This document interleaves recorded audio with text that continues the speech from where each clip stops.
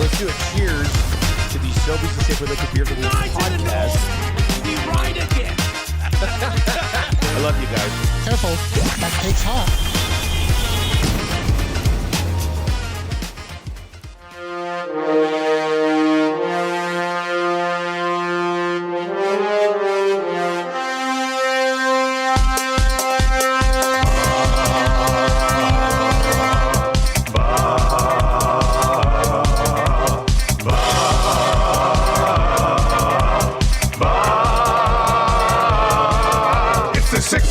Check-in, come on, let's go.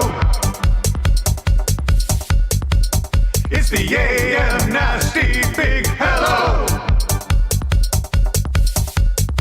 It's not static, AM radio. It's the Play Alpha Nielson Show. Let's go.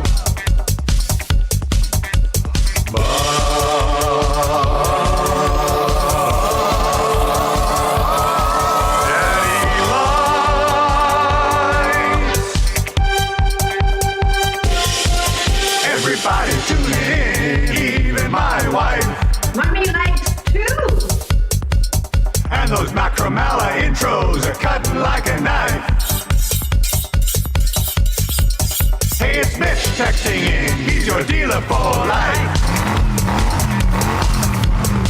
Let's crack at 6 o'clock. I'm logging with some sirloin bites. Nom, nom, nom, nom, nom, nom, nom, nom, nom, nom, nom, nom, nom,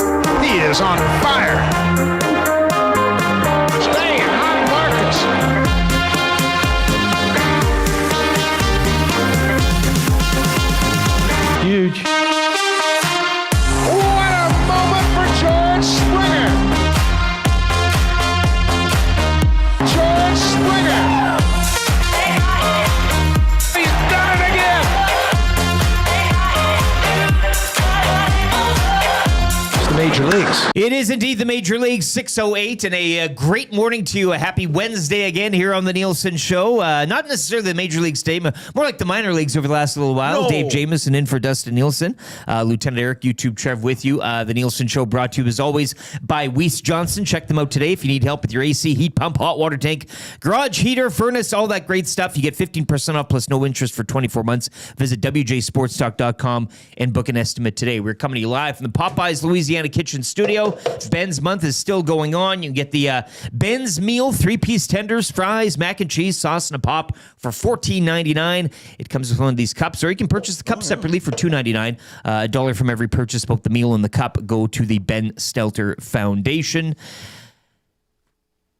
And on 95.7 Cruise FM this morning, a great hello to you. iHeart, TuneIn Radio apps, and of course, the source, EdmontonSportsTalk.com. And you can also watch on the YouTube. Give us a thumbs up, smash that like button, and subscribe to the channel if you haven't already. Dave, how you doing today, man? Eric, terrific. Yeah, it's good. Let's crack it. That's good. Let's crack it. Hey, we got one team settled for the Stanley Cup. Yeah, couldn't be happier for them. Yeah, and somebody in the Nest chat saying they're not going to watch worst Stanley Cup Final potential matchup ever. How so? Well, I don't. There's two more teams. I don't know which potential. What's why? Because doesn't matter anybody of these. Why? Because two of the teams are unlikable. They're all unlikable. Even Montreal? Hurricanes have the 06 I would say Montreal's stank. totally unlikable. Well, that's the thing. They're not Canada's team. What's their? Well, I would argue against that. Not to Leafs because they're fans. from Not Quebec? to. Well, that's why I've said I got to go there. Who cares if a Canadian team wins a cup? You only care if it's your market. You don't like any of them, aside from maybe the Jets or the Senators. We're supposed to wrap ourselves in the flag. Well, we Did don't. you not get that memo? We do not. TS Nevik 88, worst Stanley Cup final potential matchup ever. May not watch any of it. That'd be the first time that in my is your life. right. So I thought we were a hockey city, Dave. And apparently, We're an Oilers city. We've gone through this, Eric, many times. I know. Not a hockey city. We're an Oilers city. Lots of hockey going on, and we'll get to all of it both on and off the ice. The Oilers coaching search resumes today. Oh, it resumes? Well, What, did they take an off day yesterday? I don't know if it'll ever. No, they spoke to Craig Berube, I guess, over the weekend for 3 to 4 hours. Did you know that he's from Calahoo? Which is Alberta. it, 3 or 4? Either or, 3.5. We'll meet in the middle there, but that's a lengthy. It's a length. Was it all business, do you think, or was it, hey, we A lot of catching up. 20 How you minutes, been? we go through and then it's just, familiarities and whatnot. I'm always curious as to what those interviews look like. Who leads and what are you trying? I mean, he's well known. There isn't anything they don't know about Craig Berube. Yeah. Right? And Unless they've they're done talking to him, just a no real interest in actually hiring the cat, but just picking his brain on a variety of other issues. I don't know why he would, I don't know. I'm just But you've curious. been hearing a lot more of that name than you have Peter Laviolette's. Which leads me to believe it's going to be Laviolette. Right, we're looking over here. I mean, this has been done before. It's a ruse. We'll follow this cat and then look over there. It's when a they shell announce it. game. Yeah, Hey, we're going to follow the ball. moving parts. And that is today's show as well. As mentioned, lots of hockey talk. Oilers, Stanley Cup, playoff conference finals. Of course, the Golden Knights victorious, the sweep. I mean, okay, here we go. The pillow fight Pacific, hey? Not so much anymore. Talk about a ruse as well, hey? So we'll get to the conference finals. We also got World Hockey Championships and the Memorial Cup. And a very special guest this morning. I'm sure if you're Are you kidding me? watching on YouTube, He's going to join us? TSN's Dustin Nielson will be on the show. Okay. 7:05 this morning. Let's just lay it out here, and we'll get to the morning announcements in a second. Morning announcements coming up. That is for Rundle Park Short Course. YouTube Trev's Trade of the Day. Looking forward to this. It's Trade McDavid week. You had 30% on Monday, 31% yesterday. Was that the final? Yeah, it was. Yeah. It held firm at 31. Well, good for We're you. looking at for 32 or maybe for you. even flirting with 35 today. You've got a deal cooked up here, ready Yeah, to go? locked and loaded. Still trying to figure out a few kinks in it, maybe. Oh. But I'm finalizing. I'll be finalizing it within the next 10 minutes. Okay. We look forward to that. Yeah, I want to just make it as realistic as You're trying to possible. put together a win-win, aren't you? Yeah, a little bit. I am. Those are hard. You want They are. Well, he wants to please the people. Everybody, Yes. I want everyone to be happy. everybody to be happy. You want oil country The to other be happy, team- and then whatever. Yeah, exactly. But it's tough when you trade McDavid. ChatGPT. Yeah, well, that's what I just did, and it's like, no, this is not fair at all. So I'm like, what? I thought this was kind of fair. So Don't listen now to it's that, just though. making me. Don't do it. Do you? All This over the is place. YouTube Yeah. Trev. This isn't ChatGPT's trade of the day. This is your. But I just you want do. to, before I get ripped by the nasties, I want to get ripped by AI. Chat GPT. Yeah, by chat. That's coming up at 6:30. YouTube Trev's trade of the day, part of off-season. What off-season for GCL Diesel? That's good for the Italian Center. That'll be by at around 6:40, 6:45. As mentioned, TSN's Dustin Nielson, live from Kelowna, British Columbia, in the Memorial Cup. Boy, oh boy. Kayaking, Zen gardening, and now driving a Zamboni, Zamboni. Dave. It is just the carnival Have atmosphere you out there. ever in driven Kelowna. one of those? No. I've sat on one while it was driven, but I haven't really? operated.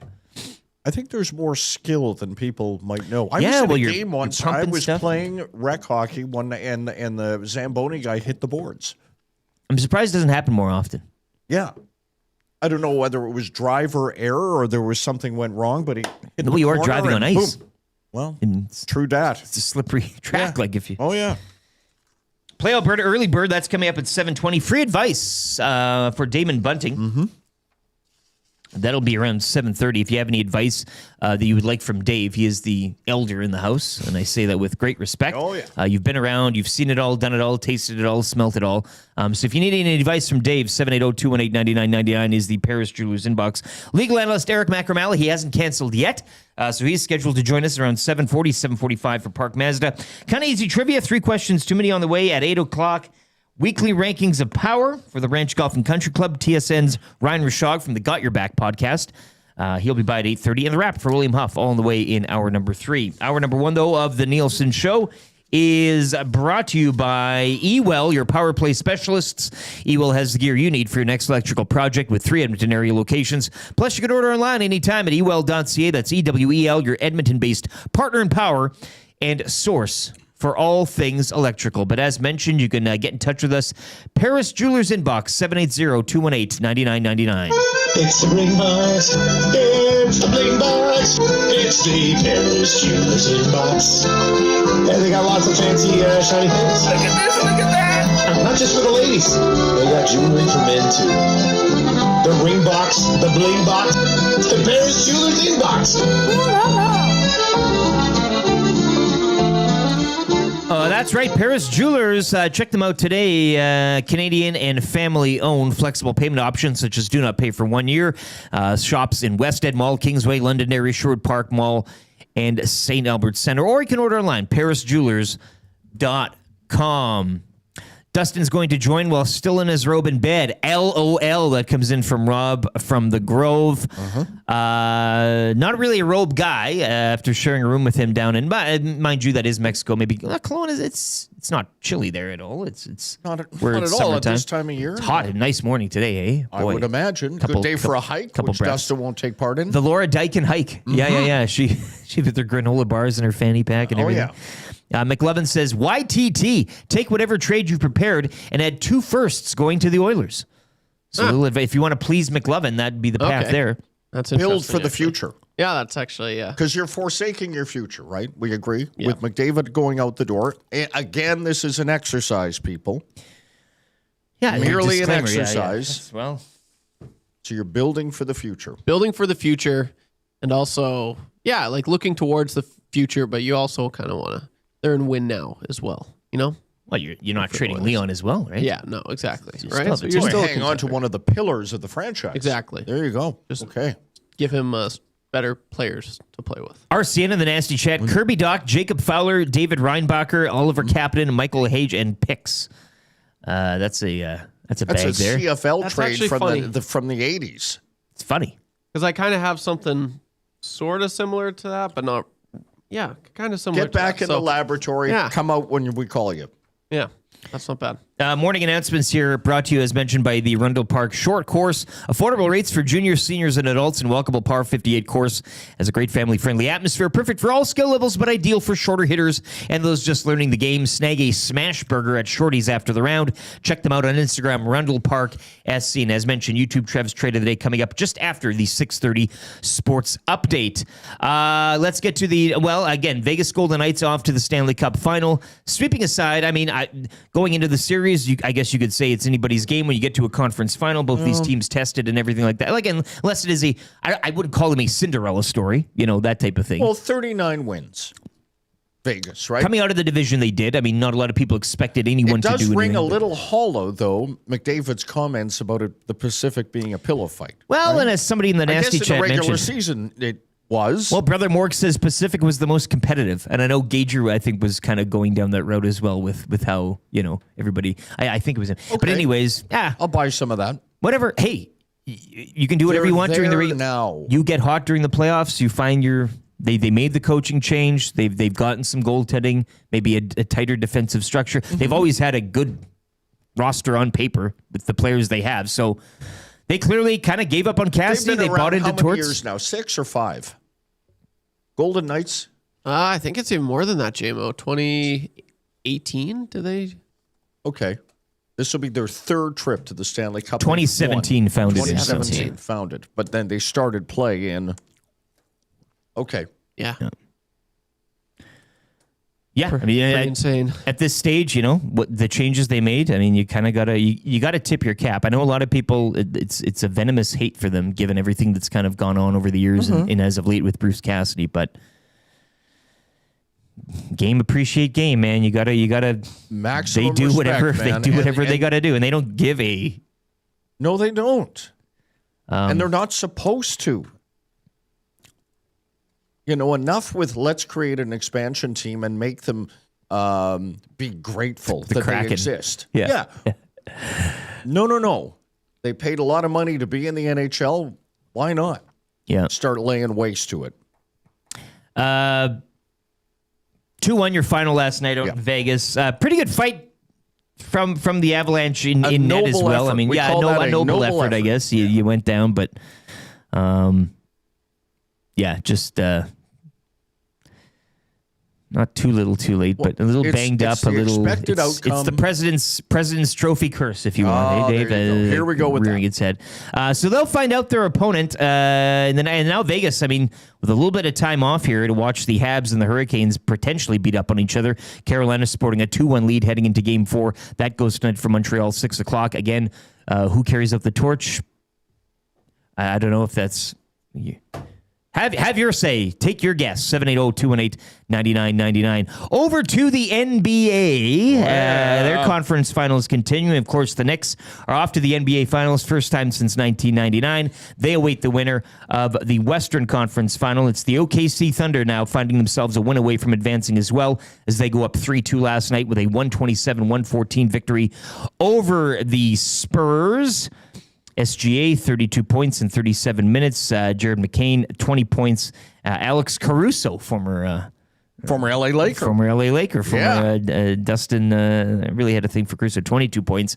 So the Thunder now up 3-2. That series heads back, I do believe, to San Antonio for Game 6. Blue Jays getting in the win column last night as well, 8-1. A trio of home runs from Jesus Sanchez, Pinango, and Ernie Clement as well. So that series against the Marlins, the rubber match goes later this morning at 11:05. Canada victorious at the World Hockey Championships, defeating Czechia 3-2. Yeah, With the improving to Americans. 6-1. Yeah, well, that's what you want, Dave. Hey, Oh, yes. that's what you want. Preordained. Sidney Crosby, pretty easy to rack up the assists when you got Celebrini on your. So they're having a doing good all the time. work. Yeah, and the Kitchener Rangers off to the Mem Cup Memorial Cup final Yes. as they get the win last night. Once again, Dustin Nielson on the call for the Memorial Cup on TSN. He's got the entire tournament. The Rockets, winless after 2 games, play the Everett Silvertips tonight in the final round robin game. The Tips eliminating the Rockets back in April in the second round of the WHL playoffs. So that's it for the round robin tonight. Tips and Rockets, a all WHL matchup. Kelowna looking to pick up a Do you win. not find it's weird, I guess, in a charming way, that the host city, the team is gifted, if you will, a spot in the Memorial Cup as host. Yes, But their season can end very early. you almost some want. cases. Well, sometimes you want it to. Yeah. Like you don't want to go through the whole slog, but you also don't want to be off. It's inconceivable, and I'm sure somewhere, Guy Flaming will tell us that where a host hasn't even made the playoffs. Yeah, You got to think. it's hey? happened in years, but I think the perfect the middle ground is going to those 2 rounds. Like you don't want to go you don't want to exhaust yourself. You do want a bit of a break since you are hosting, you can afford it, but you also don't want to be off for a month. 2 or 3. Yeah, exactly. So, and then they did load up a bit prior to the tournament, but They always do. These 3 These are teams pretty always do. stacked. So, Sam O'Reilly, a goal and an assist last night. Hey, Come on. Good for him, man. yeah, no, That's yeah. awesome. We wish him well. Yeah. No bitterness there, too. No. Honestly, no. Like I'm completely okay with it. That's great. I still think Ike Howard's the better player. Okay. Hold you to that. It'll be good to see. Like I'm looking forward to watching both. Of I their wonder how they career both, paths. develop in there. Yeah. Like I don't know. The offensive upside, I give the edge to Howard, but maybe the all round play for sure goes to O'Reilly. But I mean, regardless, they're going to be 2 good players in the NHL one day. Ken says, I acknowledge the lying, cheating dicks, the Golden Knights, as a successful franchise. Whoa. I will never, though, say, he says, respect them, nor tip my hat towards them or laud them in any way. I've never hated any team as a longtime Oilers fan and season ticket holder at various times. I hate the Vegas Knights, as should all Oilers fans. Good, and the Knights, thank you. That's For that? they've succeeded there. I like how he throws in season ticket holder. I like just the a fact humble he used brag, the term laud. Yeah, no, L-A-U-D. You That's a don't good hear text, that Ken. a lot. That is a very... Rack that one, please. It's a good text. Could you? Okay, yeah. Just rack it. Yeah, Put text it of the on. day for Royal Pizza does not need to be funny. I mean, it can just be an honest take there. So, Ken, yeah, you're in the mix, of course. Best text today at 780-218-9999. You're off to Royal Pizza, $20. You can order today, royalpizza.ca, or visit one of their 14 locations. What is sport? I mean, I think we covered it all. YouTube Trev's going to get you all geared up Hot with a sports lathered. update. Yeah, every half hour on the hour here on for the sure he Nielson will. Show. Edmonton Sports Talk. Edmonton Sports Talk as well, presented by Play Alberta. We'll have your Play Alberta early bird, probably dipping into the Habs and Hurricanes tonight. What was your last night? It was Marner? Nah, Wild Bill. William That's Carlson what it was. Goal. Nah, that's okay. Yeah. Big He had bad one Bill. good look. He was really close. I almost looked like a genius again. Hey, well, can't win them all. But you did use your game sense. Thank you. Mark Stone, Cole Smith, the goal scorers for the Golden Knights. Stone's 5th of the postseason. That even hurts. That just... That's even more delicious. Yeah, it really is. Like, it's just... They're going to win the cup, man. I could see it. As much as it pains me to say Yeah, and then... and visualize. And then Torts, they say goodbye. You've done your... Yeah, what like, if towards and let's Well, go to he's that a hired place gun. where That's he funny. That's funny if wins he says and then no. checks out. I'm done. He did what he did. Yeah. Who needs me? Yeah, and then they bring back Cassidy. Yeah. And next year, whenever a team's struggling heading into the playoffs, that's the play. Torts is still available. Well, You get him. he's legitimized his stock as that. Yeah, like he could, he's he could saving easily it do for that that. again. Yeah. What a great way! What a space to carve out for yourself. Right? You think about it. Yeah. 22 years since his last Stanley Cup Final. So he was very grateful, he said. Well, I And would he spoke imagine with the so. media this time, too. Well,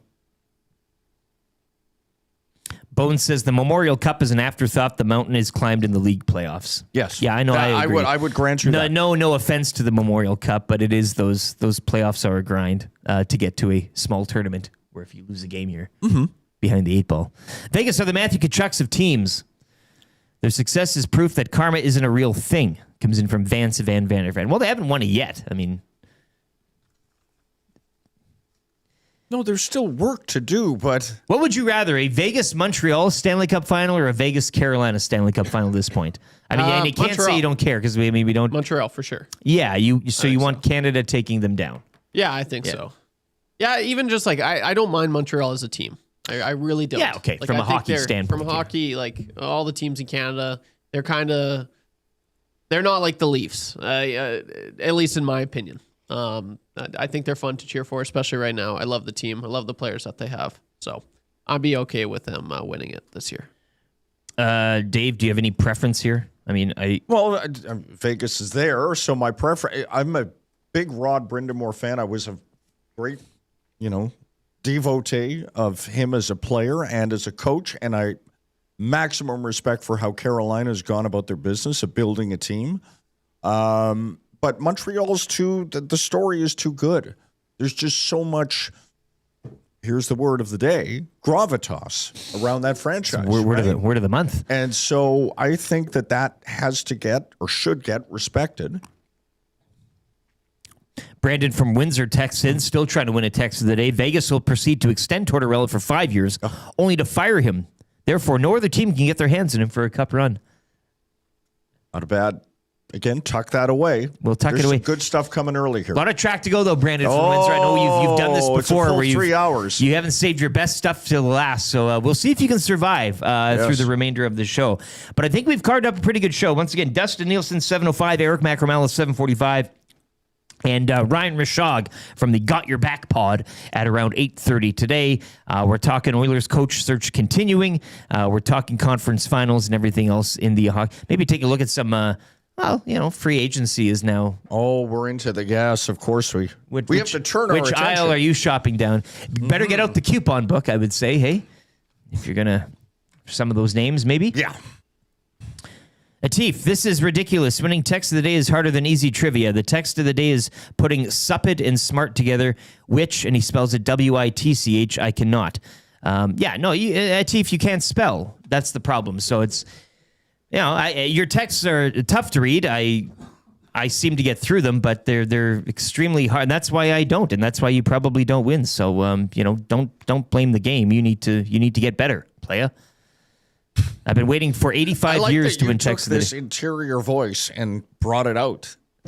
Well, shared it with the audience. I didn't know Atif had a problem spelling. I'm not in the. No, his texts are horrendous. I think he uses voice to text. Oh, so gotcha. and I mean, but I really don't care. I mean, that's just. Yeah. So he says stuff and it comes out in this gook, and then you're sitting here trying to read it, and I look like an idiot, but it's not me, it's him because he's can't speak properly into the phone. Brandon from Windsor's been waiting 85. He's had a great text in the past, but he's shot his shot too early, and somebody's always swooped in and swept it. So we'll see if he can do it.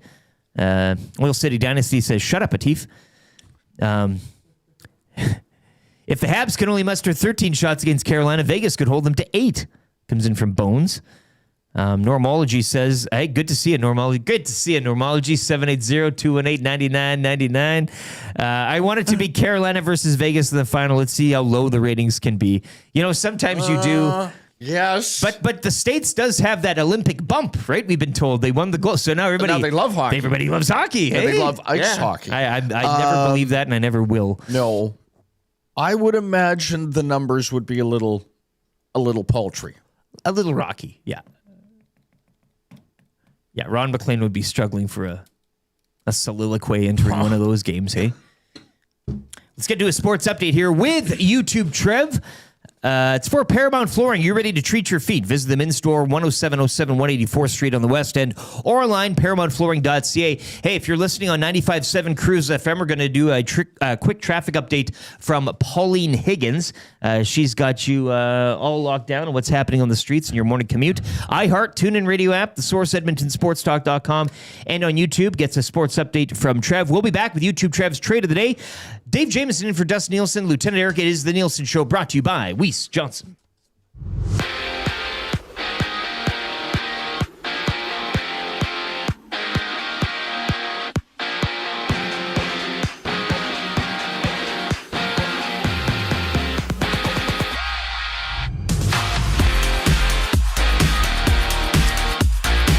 Bring out the brooms. The Vegas Golden Knights have punched their ticket back to the Stanley Cup Final. Vegas completed the clean sweep of the Colorado Avalanche last night, grinding out a 2-1 Game 4 victory to seal the Western Conference crown. Out east, it's Game 4 of the Eastern Conference Finals. The Hurricanes currently lead this one 2-1. Puck drop at 6 o'clock. Over in the NBA, the pendulum swings once again. The OKC Thunder bounce back on their home floor, handling Victor Wembanyama and the San Antonio Spurs 127-114 to take a crucial 3-2 series lead in the West Finals. SGA, he led the way with 32 points, 9 assists, and 2 boards. On the diamond, the Blue Jays snapped their mini skid in spectacular fashion. Jesus Sanchez blew the game wide open with a massive 6-inning grand slam, powering the Jays to an 8-1 blowout win over the Miami Marlins. Game 3 of that one takes place later this morning with first pitch at 11:07. Kevin Gausman, he gets to start for the Jays. A close one out in Kelowna as the Kitchener Rangers edged Chicoutimi 3-2 to keep their perfect tournament record intact. Tonight sees the host Rockets take on the Everett Silvertips. Puck drop at 6. Team Canada kept the good times rolling overseas, fighting past Czechia 3-2 in a hard-fought preliminary battle. Evan Bouchard, he chipped in with an assist on the game-winning goal. Next up for Canada is their first quarterfinals matchup against Ike Howard in the United States. Puck drop at 8:20 tomorrow morning. The Sports Update is brought to you by Paramount Flooring. We're expecting some changes in Edmonton this offseason. We're talking about your flooring. Paramount Flooring brings over 30 years of trusted service and expert installation with a flooring lineup homeowners actually want. No permission needed to contact us. Visit our showroom 7 days a week or online at paramountflooring.ca. I'm YouTube Trev. You're up to date.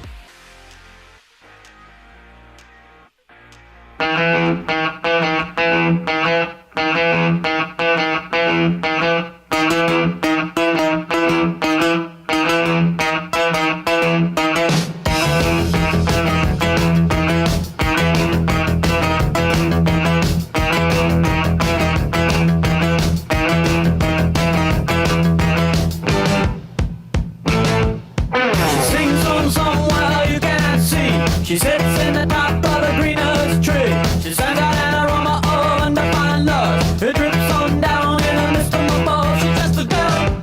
She's just a girl. The girl you want. She's just a girl. She's just a girl. The girl you want.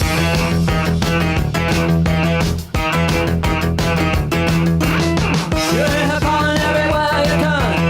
You know you're headed for the pleasure burn. But the words get stuck on the tip of your tongue. She's a real thing, but you knew it all along. She's just a girl. She's just a girl. The girl you want. She's just a girl. She's just a girl. The girl you want.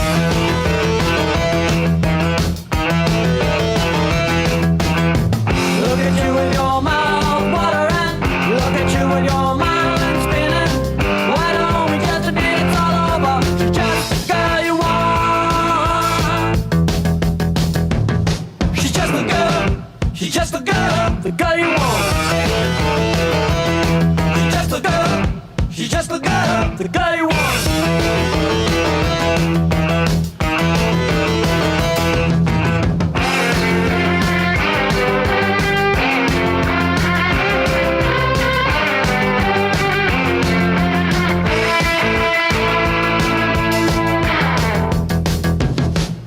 She sings from somewhere you can't see.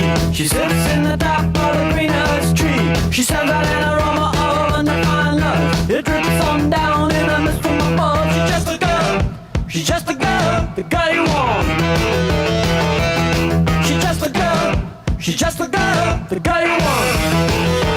Yes, sir. 6:36, hour one of the Nielson Show continues here on Edmonton Sports Talk. A little Devo. You've been requesting that for the past Big Devo week and fan, a half. saw him live on that Devo, tour. Girl You Want. I know Yeah. Oil City Dynasty was. What is this song in the Paris Julius inbox? Yeah, little Devo. And you've told us about the time you saw them. You remember most of it. Carrisdale Arena, hot night in the summer, and I think they took one of the Mothersbaugh brothers. Somebody dragged him. It was back in the time when it's hard to imagine when spectators would gob on the musicians. Job. Yes. Yeah. And the guys in Devo were having none of it. Yeah. And they got into some sort of, back and forth with someone in the crowd, and a bunch of guys grabbed the leg of one of the Mothersbaugh brothers, dragged him in to the crowd. They took his guitar, which I guess they got back. The roadies No would have security. Oh, well, limited. And he jumped back on stage and just danced around with those flower pots on their heads. It Yeah, it just all kind of. was a simpler time. You Rick. have to take care of yourself, yeah. Yes. You get gobbed, you gob back. You damn gotta, right. yeah. Hour one of the Nielsen Show brought to you by Ewell, your power play specialists. Ewell, the gear you need for your next electrical project. They got 3 locations here in Edmonton. You can order online anytime. EWEL.ca, your Edmonton-based partner in power and source for all things electrical. Coming to you live from the Popeyes Louisiana Kitchen Studio. We're going to have That's Good for the Italian Center coming up later this hour. But first, let's get into YouTube Trev's Trade of the Day. Trade of the day. Trade of the Day. YouTube Trev makes the people's way, or something along those lines. Take the stage. Yes, you've been trading McDavid all week. Once again, just to preface, Please. this is all Merely an We're all having fun exercise. here. an intellectual exercise. Yes. What could be the bag that Maybe Edmonton a gets glimpse back, and what's into the in that future bag as well. Okay, what do you got here? Go. Yeah. Thank you for that, LT and JMO. Hope you boys are doing good. Yes, we're fine. We're 30 minutes into the show Okay, there, too. yeah. Get going. How are you doing? So the theme continues here. Day 3 of trading Connor McDavid. Yes. So the last 2 days, I included Tristan Jarry in those trades. Today, I'm not. Just Connor McDavid. So I realized that people are going, oh, Trav, that's never going to happen. Yeah. We get it. Okay. But the more and more I will say that I'm doing these trades, the more and more the team that's really trading for Connor, if that ends up happening, is really dismantling their roster. So the more and more I think about it, a lot of picks are going to be involved, right? A lot of picks. That's what I'm thinking. So that's kind of the reasoning for this trade today. There's the rationale. The rationale. Better word for that. So yeah, Connor McDavid. Where's he going, Trev? Where's he going? Well, Oh, I don't know, Trev. Where's he taking going? Tristan Jarry? Where is he going with Tristan? Well, he's not going too far. He's actually staying in Don't. the Pacific Division. Okay. And hey Stan. Yeah, it's Kenny Holland here. Yeah. Oh, bright lights. Just terrible accent there or impression. Yes. Stan not is good. Good player. It's Kenny Holland. Yeah, there's a lot of stammering on the front end. It's Kenny Holland. Yeah, So it wouldn't be the first time we saw an Oilers superstar head to LA. No. that would be terrible. There's one team out there that would like. Now this isn't a sale. No, As you said, this is a trade. This is a trade. This is to make a team better. Okay, what do we got? Yeah. So Connor McDavid to LA. In return, the Oilers get Quinton Byfield, Okay. Adrian Kempe, Oh. a 2027 first round pick, a 2028 first round pick, and a 2028 second round pick. Any protection around those picks? No protection, no conditions, no nothing. Yeah, and I was thinking, should I do a 2029 first round? And I was like, maybe I'll just stick with the 2028 second round pick. But with getting Quinton Byfield and Adrian Kempe, I mean, automatically those guys go on Leon's line. And for the first time in his career, not named Connor McDavid, he actually has some superstar talent on his wing. Quinton Byfield is one of those players that really just needs to be unleashed. He was invited to the Olympic Team Canada camp in Calgary last summer. And there are a lot of people saying, he really could make a push for that team. And then he just had such a setback year, like a lot of Kings players did.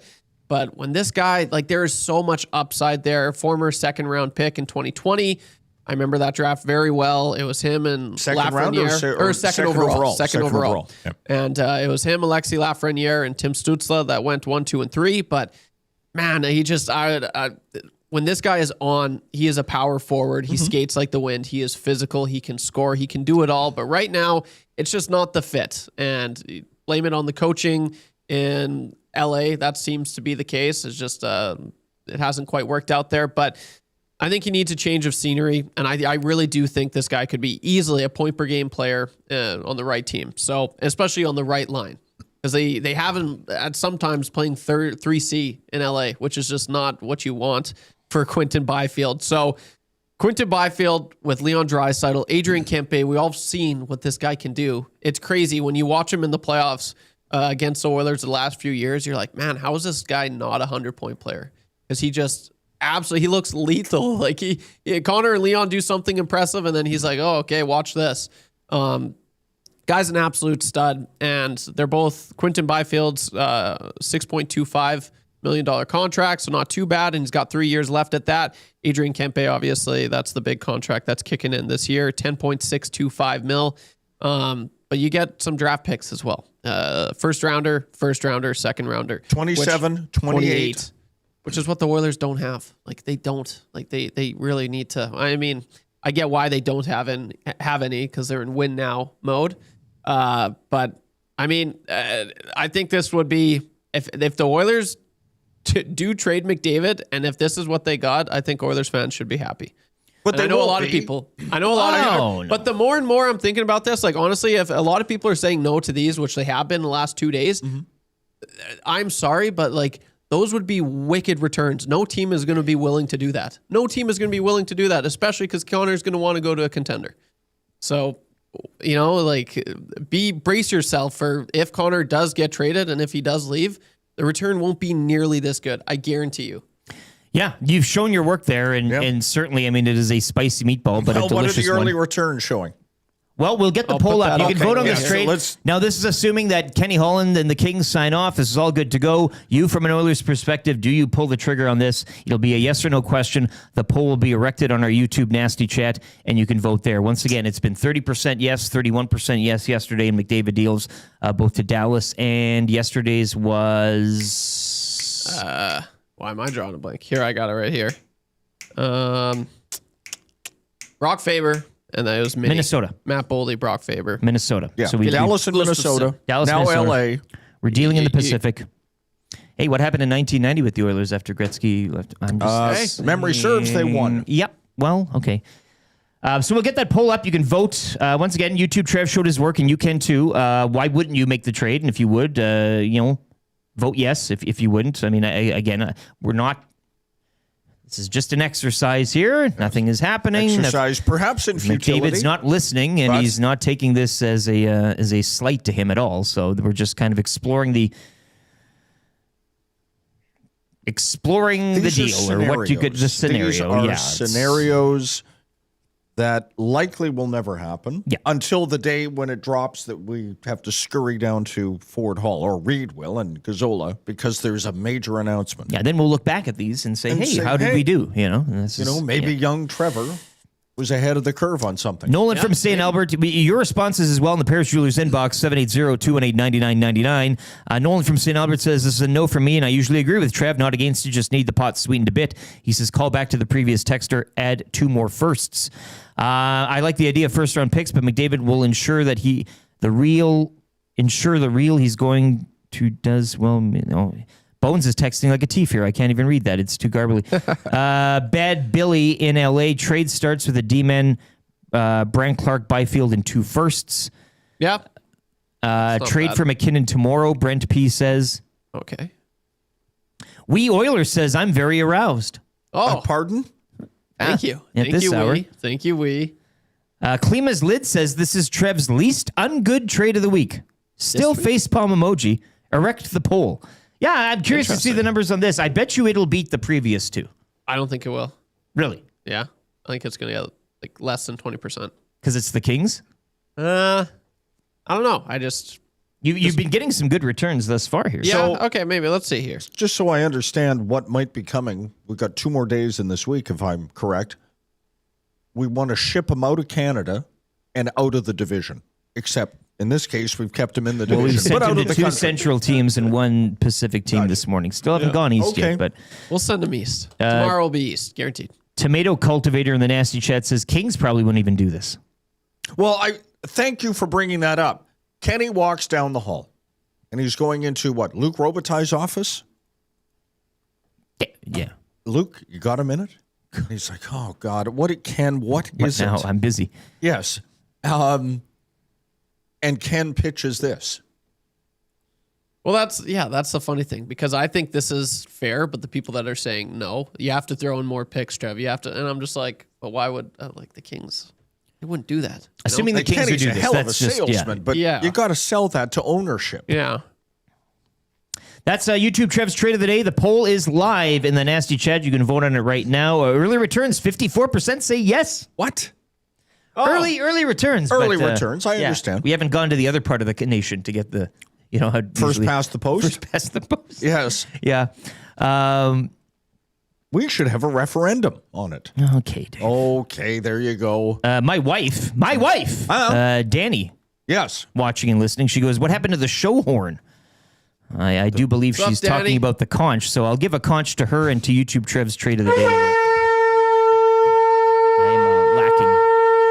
I'm lacking on the conch a bit. Let's get to that's good for the Italian Center. I want to give some time to this because as the week rolls on here and we get closer to Friday, it's going to be quite a momentous day here in Edmonton for a variety of reasons. The Oilers head coaching search will probably be continuing, but also 2 other things that happened. It's good that they're not rushing it. Well, Stan said they're going to take their time, time. But I mean, there are off-season things now. You have to kind of get things in line to do, and you'd want to coach it. But anyways, we all know about the Edmonton Elks, of course, rounding out the preseason Friday at home to the Calgary Stampeders. And once again, it is a special night there. Night at the Knothole, Elks and Stamps from Clark Stadium. You can hop online. Those seats are going fast, so check them out. That's going to be a fun little cozy atmosphere down at Clark. A bit of a throwback there as well to the Knothole. But I also wanted to get to this because we haven't been talking about it too much. And of course, Friday also opening their regular season are the Edmonton Riverhawks. It is their home opener party plus Indigenous celebration night down at Remax. You can go to riverhawksbaseball.com to check out the entire schedule and most specifically their 2026 promotions schedule, which nobody does a promotions night like the Edmonton Riverhawks, as we've all kind of witnessed over the past couple seasons. And can I add a little bit of a asterisk there? Yes. Go to their website and find out, because parking has changed down at the ballpark. Yeah, and I can't... And they're going to be running shuttles, if I've got this right, From please, Churchill Square. Churchill Square, so you don't have to... Do yourself a favor call before you dig. Call, or or go online and get it clear as to where you can park around there because it's different. You know, they're so good with promotions. They should have like one of those cheese rolling things down the hill to the game. You can gather on foot up top downtown. What could go wrong? And then, and then not on the concrete, like on a road. You block off a road, and everybody runs down to the park. Didn't we do crashed ice down that hill? Yeah, something like that. Yes. Yeah, that was something. But Riverhawks kick off their season Friday at home. It's a 3-game set with the Wenatchee Apple Sox. Friday, it's their home opener party, as they do on the Fridays, Firework Fridays. So that'll be all going on. The first 1,000 fans through the gates at RE/MAX will receive a 2026 schedule magnet, so that's pretty cool. They got great merchandise there, but anytime it's for free, always helps as well. So home opener party. Take a minute to appreciate the scheduling magnet. Yeah, okay. They still work. I know you've got everything in your phone. It's all convenient here, dude. Scan the QR code. It's awesome. But you give me, and I am in some quarters seen as the man responsible for bringing back the fridge magnet to Eskimo football. I thought you said you invented like the schedule magnet, the idea of having a... No, it was done before me. Yeah, right. I was not ground zero in that. But I'm the guy who brought him in. And they were revered. Oh, what's Dave got cooked up this year for the schedule? I like the idea of the schedule magnet because, I mean, I get it. It's only, but you have to go through the process of picking up your phone, opening your phone, entering the unlock code if you have one. The Wi-Fi's unsteady. Going to the app or the website and looking that all up. You go to the fridge, you're getting a beverage or something to eat there, and the schedule's right there. So first 1,000 fans Friday night get a free 2026 schedule magnet for the Riverhawks.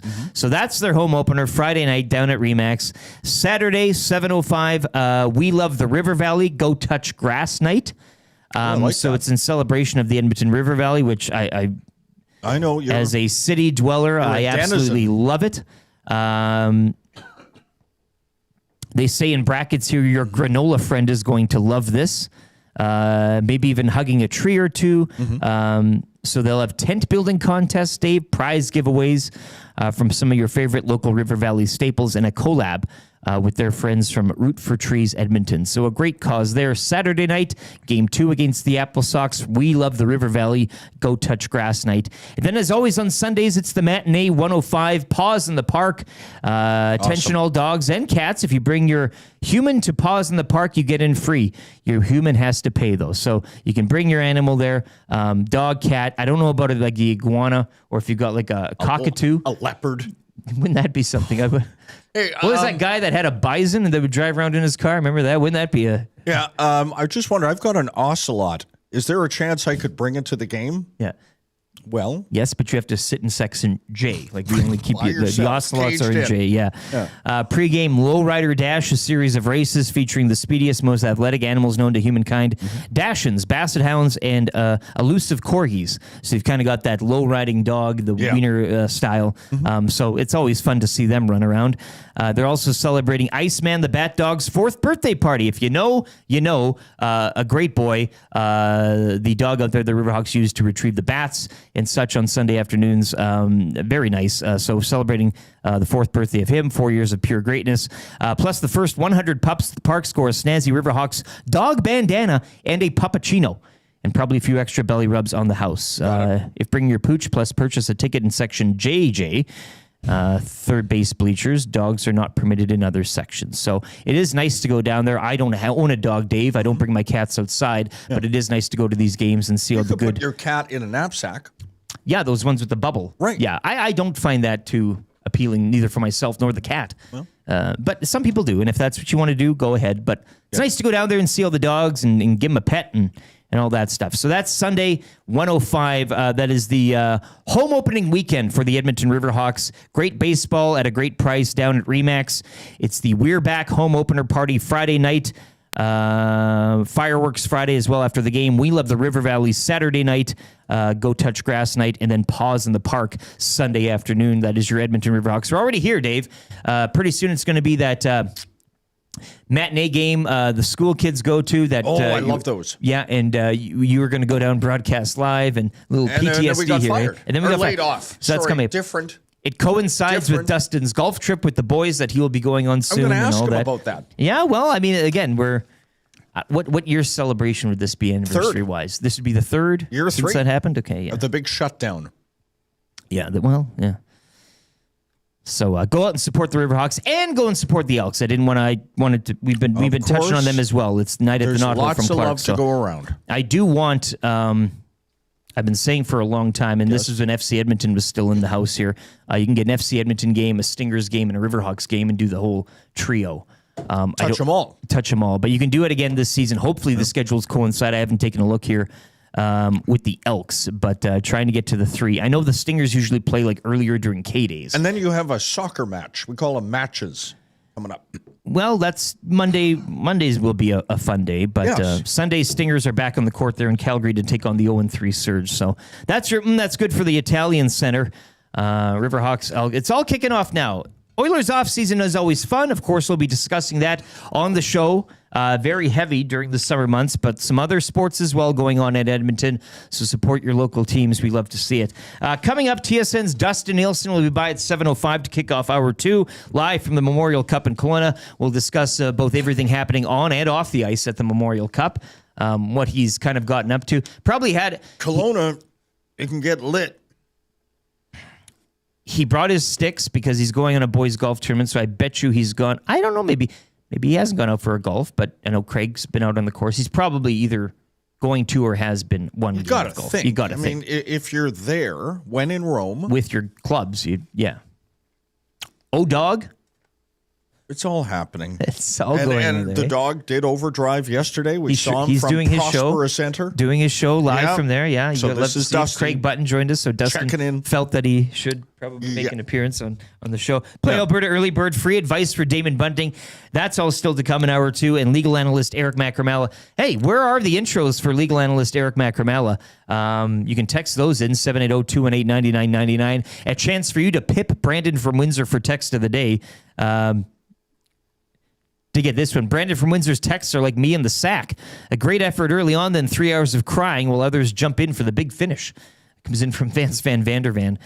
Brandon from Windsor, you're still in the lead here, but we will see. Maybe a Macramella intro might pip you to the line. But get your Macramella intros in, 780-218-9999, Paris Jewelers inbox, and maybe one of them wins the text of the day for Royal Pizza. I love the shuffle. You know, when you start shuffling those intros, we got ourselves a show. Portions of this hour as well also brought to you by Hammer Injury Law. If you know somebody or yourself that's been injured, get in touch with Hammer Injury Law. Rick Mallet and the team will look after you. hammerinjurylaw.ca or call 1-855-98-HAMMER. Calling the Amishman, the Paris Jewelers inbox. You're telling me Dave is the schedule magnet? Hi. See what you did there? Well, I never. Yes, I never, take he full says. credit. Yeah. I mean, others, obviously, in other markets and other places. But I think it was 1999 is when I brought the magnetic schedule back. And good, God, I wish I'd kept them. And I know there were, because I've talked to some people who collect those things, and they were miffed. You should have. But the Eskimos or Elks at the time after I left, they discontinued probably because it was too much money, and of course they would have invested in a highly priced free agent receiver who would have underperformed and forsaken the magnetic schedule. You should have TM'd that thing is what you should have done. You'd be making millions. You wouldn't even have to come in and fill in. Well, And get your little I do this for the love. Maddie cutting you a check. Just to every stay show. sharp. Yeah. EST legal analyst and guy who isn't allowed within the city limits of St. Louis, Dahaha, Quebec. Yeah. But in his defense, what kind of city planner allows a public pool to be built within 3.4 miles of underground legal 24-hour rave cockfighting parlor? That's Vance Van Vandervan, the rookie EST legal analyst and guy whose motto is, if it's not illegal, if they're not related to you. King of Fort Nasty. EST legal analyst and guy who sweeps harder than the Vegas Golden Knights while playing shuffleboard. Eric Macramella. Abutsky says 2026 Clark Stadium pro tip. If your seat is on the west, north, or south side, bring a seat cushion. Yes, metal seats, right? Didn't those go in for FC? Or stand. I know some of you is not as comfortable, but Greg says EST legal analyst and guy who is banned from Tootsie Roll lollipop contests worldwide for protesting what constitutes as a lick. Eric Macramella. I asked, and we are receiving. Thank you very much for all of these intros. We will. Boy, some of these go right up to the edge, eh? Oh, And they right do, over. and that's why it's tough reading them cold, Dave, because Yes, you never I know what I'm understand. going to read. We are a 95.7 Cruise FM, but for how long, right? I mean, that's just with these legal analyst intros, Yes. that could be all fading. So he'll be joining us around 7:45. Let's get to a sports update here with YouTube Trev. It is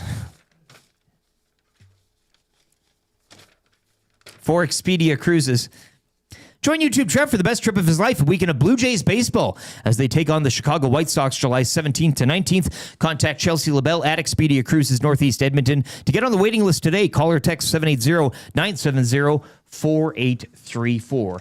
Dustin Nielson, the host of this show, and The Lock Shop is coming up next. If you're listening on 95.7 Cruise FM, we've got a traffic update here from the one and only Pauline Higgins, and on the iHeart TuneIn Radio app, the Source, EdmontonSports.com, and on YouTube, you'll get a sports update with YouTube Trev. Dave Jameson in for Dustin Nielson. I'm Lieutenant Eric. It is the Nielson Show, brought to you by Weiss Johnson. Check them out today at WJSportsTalk.com.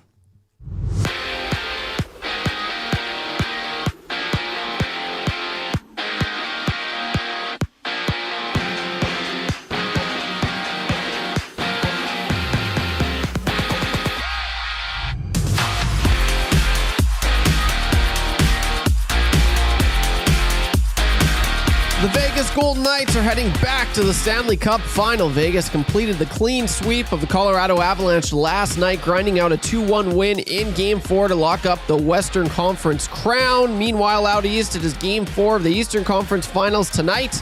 Carolina Hurricanes currently hold a 2-1 series lead. Puck drop for that one is at 6. Over to the hardwood, where the pendulum keeps swinging in the NBA playoffs. Shai Gilgeous-Alexander dropped 32 points and 9 assists to carry OKC past Victor Wembanyama and the San Antonio Spurs, 127-114.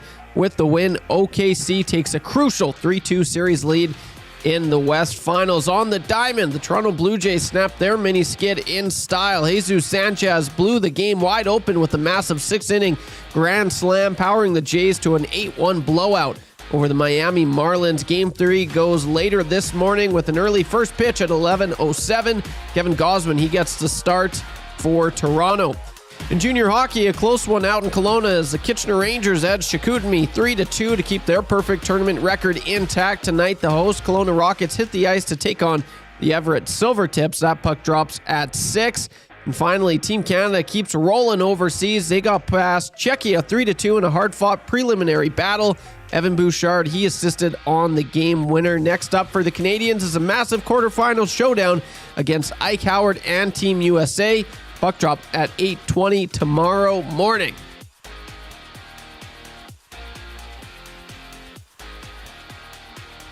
The Sports Update is brought to you by Expedia Cruises. Join YouTube Trev for the best trip of his life, a weekend of Blue Jays baseball in Toronto, July 17th to 19th, 2026. Contact Chelsea LaBelle at Expedia Cruises in Northeast Edmonton to join Trev in Toronto. Call or text 780-970-4834.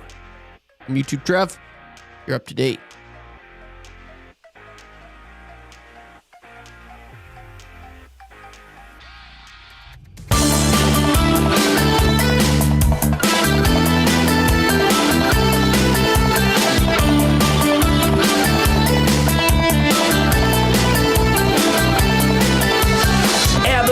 Taylor Hall, he came in and moved them all. 1-for-1, the deal's done. Bobby Mack let us know. Ryan Strome lost it twice. Drake from Manning was not nice. 2 good picks, they went for Griff. He just had to go.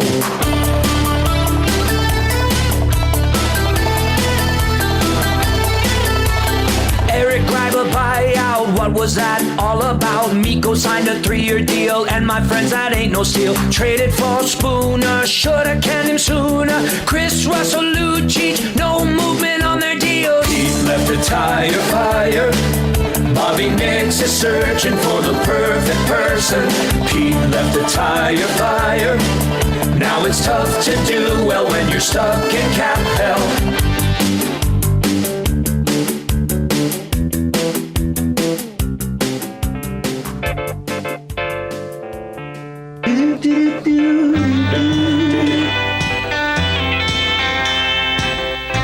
Nugent Hopkins racing away with the puck. Ryan Nugent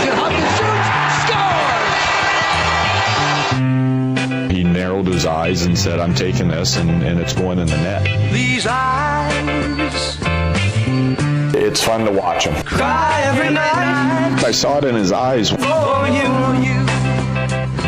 These arms He's been a horse for us. they long to hold you again. He narrowed his eyes. The curtains on me, yeah. I saw it in his eyes. I will never be You gave a promise to me, yeah. It's fun to watch him. You broke it. You broke it. Oh, no. His eyes narrow and him dig his heels in and basically say, I'm going to change this game now. These eyes watched you bring my world. The Dallas Aikens These Eyes remix is hour 2 of the Nielsen Show is live, brought to you by Weiss Johnson. Check them out today for all your AC furnace needs. WJSportsTalk.com is where you can go for that. Of course, Nielsen Show original songs are brought to you by Sportball as well. www.sportball.com. They focus on fun first, no pressure, just playing and learning soccer, baseball, basketball, football, and more. Use the code EST15 right now and get 15% off select classes. Dave Jameson in for Dustin Nielsen, Lieutenant Eric, and YouTube Trev. You heard there on the Sports Update. Great morning to everybody. Welcome back. If you're listening, 95.7 Cruise FM, the iHeart TuneIn Radio app. If you are watching us this morning on the YouTube, smash that thumbs up, give us a like, and subscribe to the channel if you haven't already, as the pursuit of 15K subscribers does continue. We're coming to you, as always, from the Popeyes Louisiana Kitchen Studio. Ben Stelter Cup still up for grabs. $1 from the proceeds go to the Ben Stelter Foundation. You can also order the Ben's Meal, 3-piece tenders, fries, mac and cheese, sauce, and a pop for $14.99, or get these cups on their own for $2.99, and $1 from every meal or cup goes directly to the Ben Stelter Foundation. On the way this hour, the Macramel intros have been flying. This is outstanding job. Everybody Spurred texting on, him. no doubt, by the Canadiens. Yeah, And well, their spot in the East Final. a couple of Habs fans will be joining us this hour. Dustin Nielsen scheduled to join us in a matter of minutes. Is he dialing in here? 30 seconds, okay. Eric Macramella to conclude this hour. We got to play Alberta Early Bird and free advice. If you need any advice from JMO, it's good to have him in the chair on these Wednesdays. Free advice for Damon Bunting. That'll be by at around 7:30. But your texts always welcome. The Paris Jewelers inbox, 780-218-9999. Loving the Macramella intros. You can probably take a bit of a pause on them right now. Ian, Never. Let the creative process we've got a lot, but I mean, flow. if you Ian texts in, speaking of magnetic schedules, my fridge right now, and Dave, if you wanted to just take he's got all of these Eskimo schedules. From, look at this, his fridge is covered. Oh, Daddy, I want to have a closer We're looking look. at You send that to me. 2010. Do you know how to do Yeah. that? I'll send that to I'll me. DM it to you on Please do. the X. Yeah. So continue to text in 780-218-9999. PJ's inbox. Looks like he's all ready to go there. There you go. Trev's giving me kidding me? the universal sign. It's Dustin Nielsen. Dustin Nielsen joins us live from Kelowna in the Memorial Cup. He's got the call. He has had the call and will continue to, as the round-robin portion of the tournament will wrap up later tonight. And he joins us for GS Construction. For more than 5 decades, GS Construction has been proud to serve our communities, and once again, they're hiring. If you're looking for work, they're looking for you. Experienced top men, pipe layers, and operators. Visit gsconstruction.ca. Click on careers to find out more. And he joins us on the Firehouse Subs hotline. Dustin Nielsen, welcome back to the program. It's been a while. It looks like you're really living we got a kayak adventure with Frankie there. Craig told us yesterday you experienced a Zen garden, and then you're driving a Zamboni around. You're like Mr. Beast with your content. Yeah, isn't that a compliment? Yeah. I am It's like awesome. Mr. Beast. You're right. Yeah. I'm actually sitting in basically the same chair in the room that Craig would be sitting in when he did the hit yesterday. Which is crazy. Craig Button and I have been hanging out a lot. We share fries together every evening after the game, And a tender. and just good conversation in general. He's awesome. So yeah, I've had a riot. The Zamboni thing was fun. I didn't think they were going to let us drive Zambonis. Like I didn't think that would be allowed, but they found a way to push it through. So, and I don't want to take anything away from Zamboni drivers because we didn't have, I can't remember what they call it, but we didn't have like the thing down to flood. So we were just slowly driving around, but it was still pretty sweet. Yeah. So did you get a pump in this morning? Like, what do you breakfast? What's the day like today? I guess. So I woke up like 2 minutes ago. Okay. So yeah, I mean it's early out here, right? It's 6 o'clock right now. So time change. Yeah. I mean, my day goes one of two ways. I could go for a nice walk here when I'm done with you guys, go have some breakfast, or crawl right back into bed. I'm undecided right now. We'll see how it goes. What about the O-Dog? I saw him tweeting at the hotel you're staying at, saying like some people have been taking advantage of the free food or something like that. If you get a chance, here's the thing. O-Dog's a big controversy guy, right? Like, he likes to do this type of stuff. So he's jealous that he doesn't stay in hotels enough to have access to the pantry, which is like you go in there, there's cereal, there's like some brownies, boiled there's eggs, chips, there's like a bunch of stuff. So he's actually been using Frankie Corrado's extra card to get into the pantry. And then he's tweeting about the pantry when he legally shouldn't even be in the pantry. He's going to wreck it for everyone else. Yeah. Yeah. I mean, there's a lot of things to expose about the O-Dog's rants about the pantry right now. But I don't want to do that, right? Typical of the overdrive guys. Sneaking into the pantry and getting what he wants. Pretty legitimate pantry though. Like there's a lot of stuff in there. It's pretty nice. So Memorial Cup, what's it been like thus far? Of course, last night, Kitchener wrapping things up. They're off to the final, but on the ice, what are you kind of seeing and how's the calls been? Yeah, I mean, Kitchener, first of all, let me say this. Frankie Corrado's awesome. Yes, he's very good. He's a really good color guy. I think we've been working pretty well together. He's a fun guy to be around. So that's made the event pretty good. Actually, I will say this. I've never done a Memorial Cup. TSN puts quite a few resources into this thing. Like it's a good crew out here. I think they're doing good shows. I've actually been pretty impressed with how it's gone so far. So it's been nice to be a part of this. Kitchener's really good. I don't know if Kitchener will be stopped. I thought Everett would give them a better test a couple nights ago, but they didn't. They ended up beating Everett 6-2, and then last night it was pretty close, but they still found a way to win. So they're good. They're just deep. Like Kitchener's pretty solid. They got blue line's really good. Sam O'Reilly's been excellent. Huh. I know, which is I tweet out Sam O'Reilly's goal after the first game, and it's just a bunch of hardo Oilers fans being like, "Why are you sending this out, Dusty? He's gone." I said, "Well, I'm covering the tournament. He was the best player on the ice." I tweeted out one of my calls. You should relax. Know better. Howard's gonna be fine. Okay, Howard's gonna be fine. I can tell from watching Howard this year and watching O'Reilly for the last little while, they're like the exact opposite players. The Oilers obviously wanted to go the route of finding a guy that probably has more offensive upside. But I think people got to let that go. There's a lot of PTSD about this deal for some reason. Oh, yeah. So Kitchener's good. Kitchener's going to be tough to stop. And now that they locked up a bye in the final, they have 4 days off before the final. Now, Medicine Hat had 4 days off because they clinched. London had it as well recently. They were both 3-0 in the round robin, and neither of them ended up winning the final. So it's not like an automatic, but Kitchener's in a pretty good spot right now. Hey, before this tournament, had you ever said the word or name Chicoutimi? And do you know how to pronounce Saguenayes? And am I doing it justice? Yeah, you know what? It's funny. I had said Chicoutimi before. Okay. But there was a massive panic around the crew before the first game with all of us trying to practice Saguenay. Like we just all had to be on the same page, right? So I think it's been pretty steady. You might hear the odd Saguenay, but we went with Saguenay, and the first game we did, I will say, I said Chicoutimi a lot more than I usually would. Usually I would say the team name a little bit more. I mixed in probably about 3 to 4 Saguenayans in the first game, but now it's kind of rolling off the tongue. Sure. So, and they're an interesting team because their best player, Maxime Massé, has not lived up to the hype so far in the event. Like he's the MVP of the Q, 51 goals, 51 assists, and there's just been I thought he was going to be one of the best players of the tournament. I guess there's still time for that to change, but he hasn't carried them like I thought he would so far. So, but yeah, the Chicoutimi Saguenay. Yeah. Okay. Chicoutimi HC. Well, I'm going for Sags. Sags. Okay, yeah. Actually, you know what? I said it wrong there, which is kind of funny. It's Saguenay. The Chicoutimi Saguenay. I wanted to get in your head.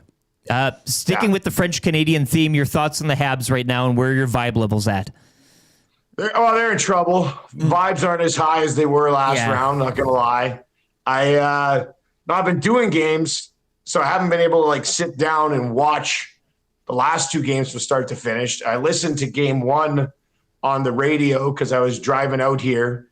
And to me, like if they're going to find a way to win this series, they just have to be like super opportunistic. Like if you're only going to sit here and get 12, 13 shots, you got to take advantage of every single opportunity that you can. Now, it's not like they've been blown out. 2 overtime losses. Yeah. It's not like they've been blown out and they've got 25 combined shots in the last two games, but they were both overtime losses. The one they had the offside they called back. So I don't think they're done yet, but I would say at this point, and look, they bounced back relatively well. That last game was their first loss after a loss. They still got another one at home here. So, but they're in a little bit of trouble. Carolina's very good. I think we knew that going in, but we'll see what happens. Who are you happiest for? John Tortorella, Carter Hart, Mitch Marner, or everybody in Golden Knights Nation?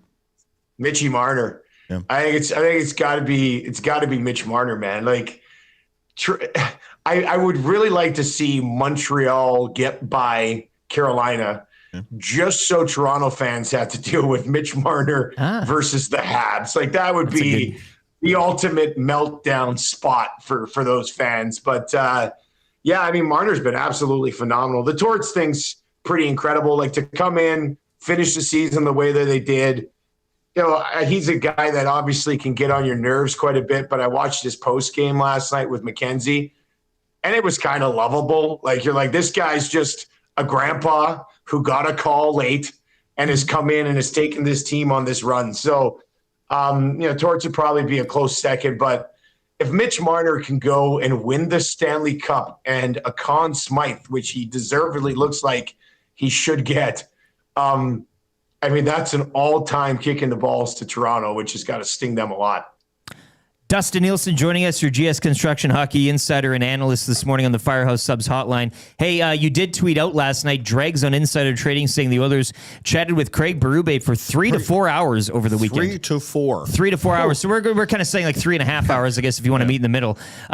His name has been mentioned quite a bit. Laviolette's has not. Where do you kind of stand right now on terms of the Oilers coaching search rankings, I guess, following that? I know that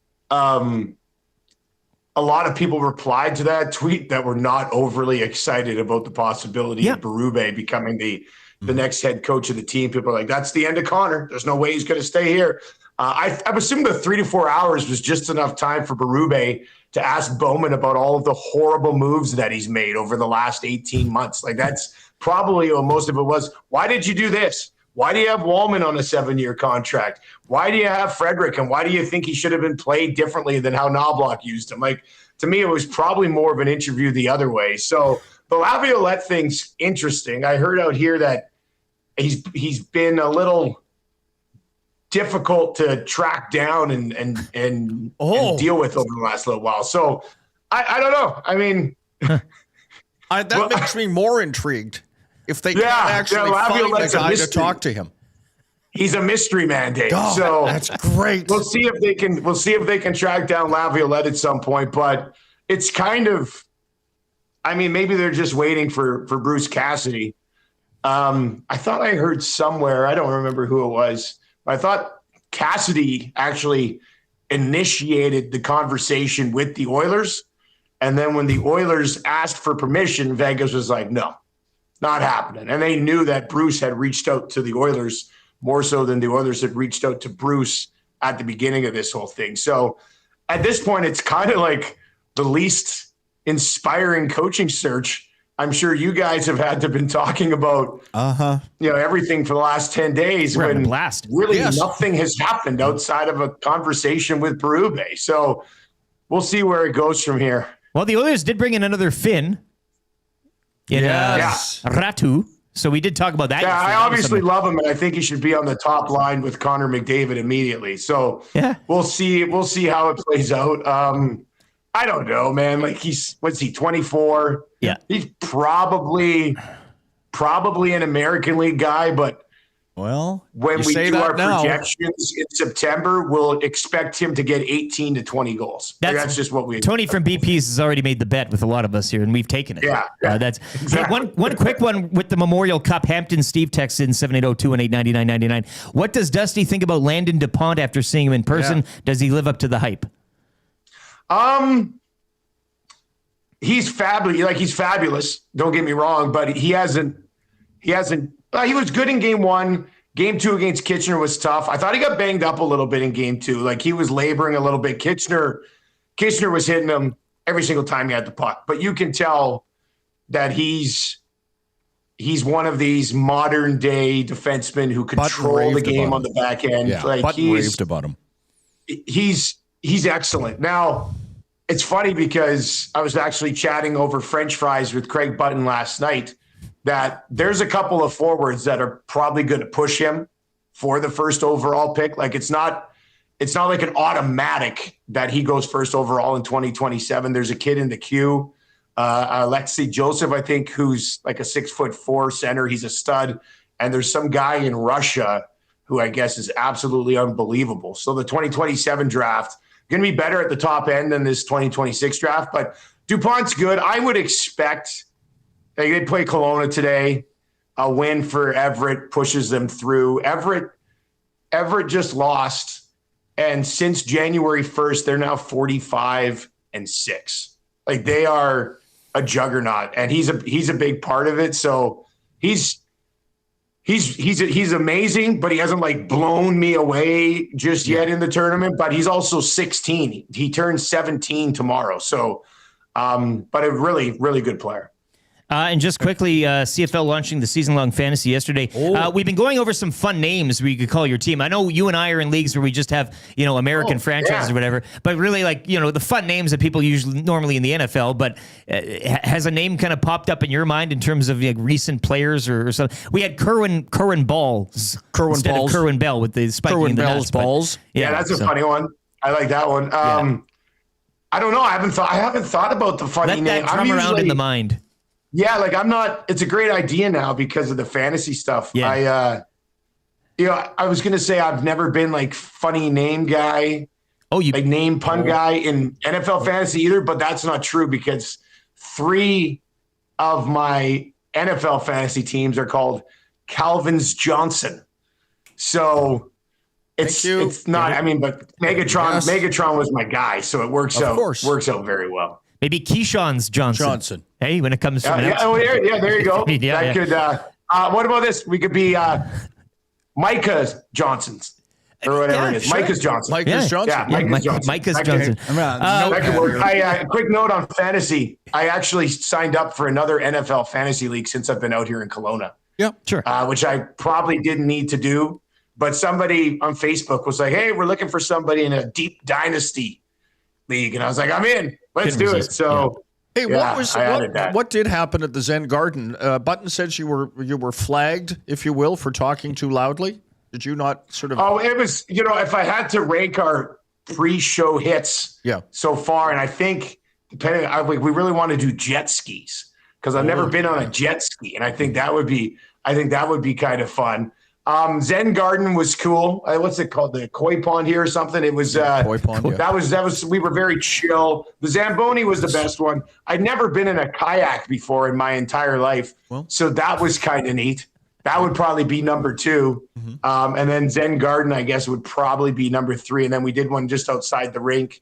Oh, and then we got a ride over in like a Kubota side-by-side from the hotel to the rink. That was kind of fun. So it's been a fun little bit that we've been doing, and Frankie's a funny guy, so we've had some fun with it. Have you golfed? Chance to get out on the course? I have not golfed yet. Okay. Some of the crew are like golfing every morning. Yeah, Button was saying. Doing the game into the night. Like O-Dog and Frankie go golfing basically every morning. But O-Dog's likes to golf quick. He's really good.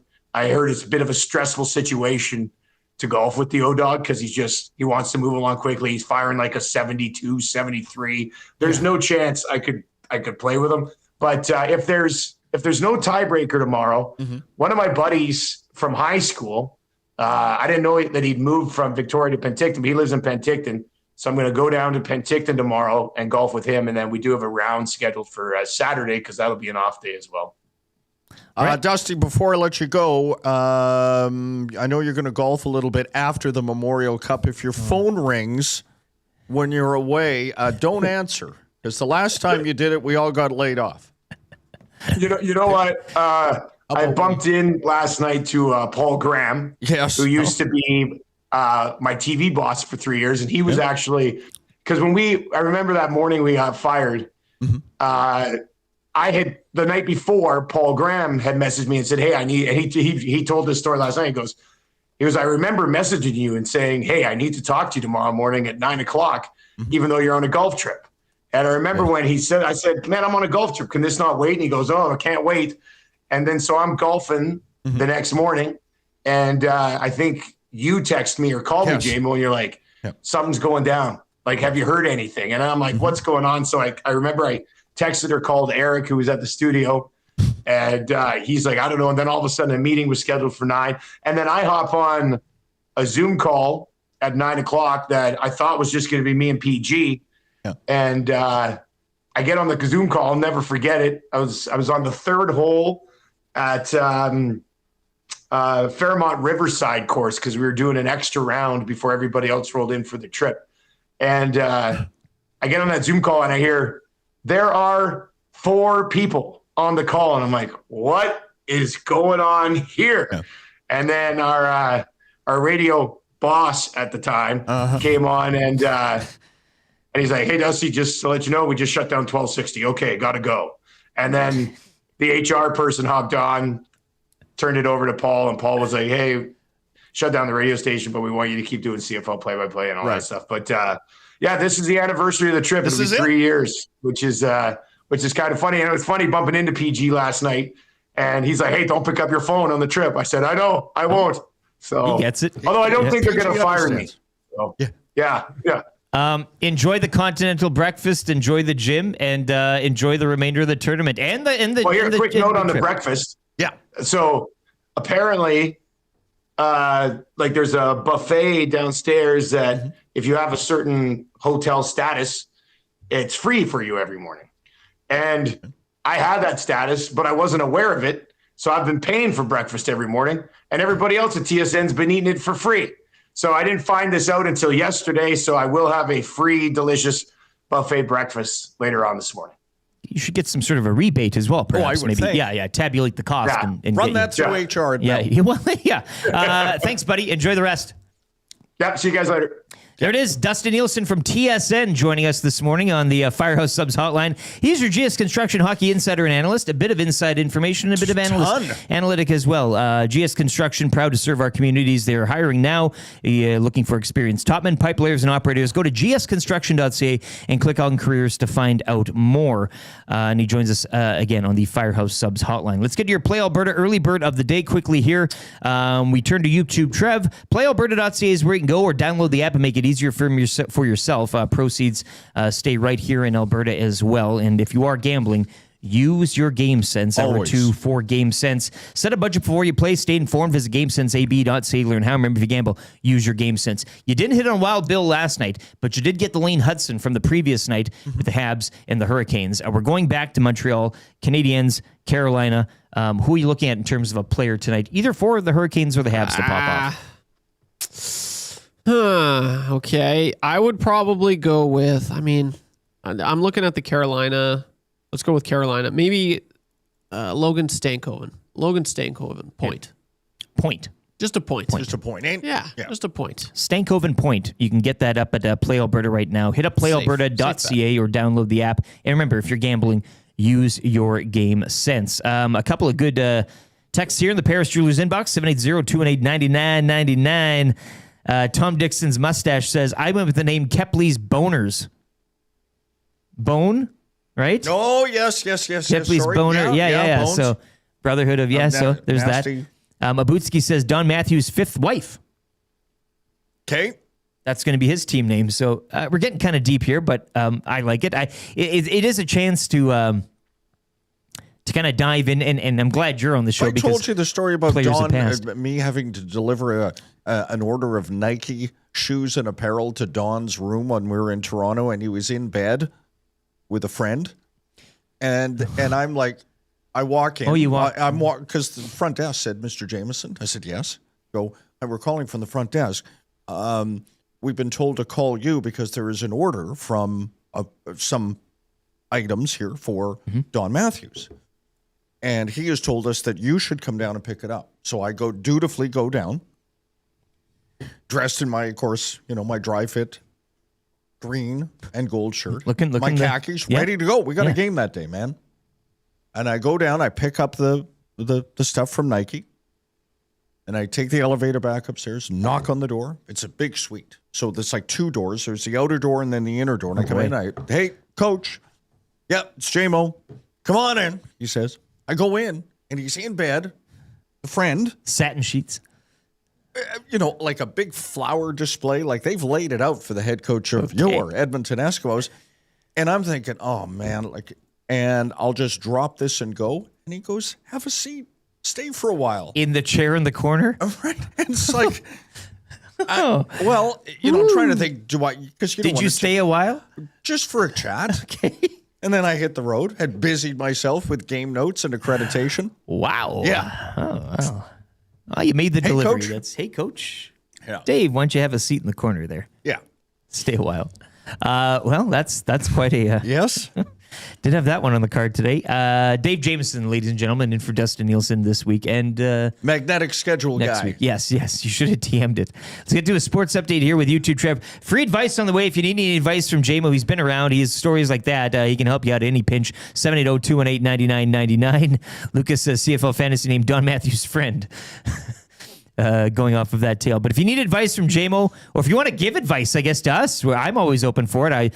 Lord knows I need it. 780-218-9999, Paris Jewelers inbox. Legal analyst Eric Macramala, all on the way in hour 2 as well for Park Mazda. But a sports update here with YouTube, Trev, brought to you by the great staff at Park Mazda and dealer principal Mitch Lewicki, where he always likes to spend time in bed with a friend. ParkMazda.ca is where you can go, or check them out in Sherwood Park. Trev's got the update. If you're listening on 95.7 Cruise FM, we'll have a traffic update from the always outstanding Pauline Higgins, and we'll be back after this. It's the Nielsen Show, brought to you by Weiss Johnson.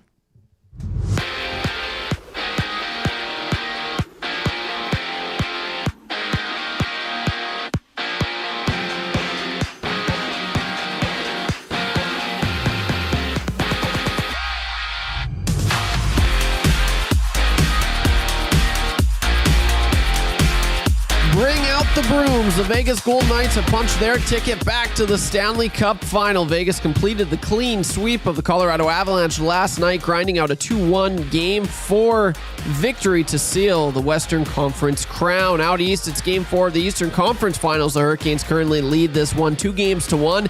Puck drop at 6 o'clock. Over in the NBA, the pendulum swings again. The OKC Thunder bounce back on their home floor, handling Victor Wembanyama and the San Antonio Spurs 127-114 to take a crucial 3-2 series lead in the West Finals. SGA, he led the way with 32 points, 9 assists, and 2 boards. On the diamond, the Toronto Blue Jays snapped their mini skid in spectacular fashion. Jesus Sanchez blew the game wide open with a massive 6-inning grand slam, powering the Jays to an 8-1 blowout win over the Marlins. Game 3 of that one takes place later this morning with first pitch at 11:07. Kevin Gausman, he gets the start for the Jays. A close one out in Kelowna as the Kitchener Rangers edge Chicoutimi 3-2 to keep their perfect tournament record intact tonight.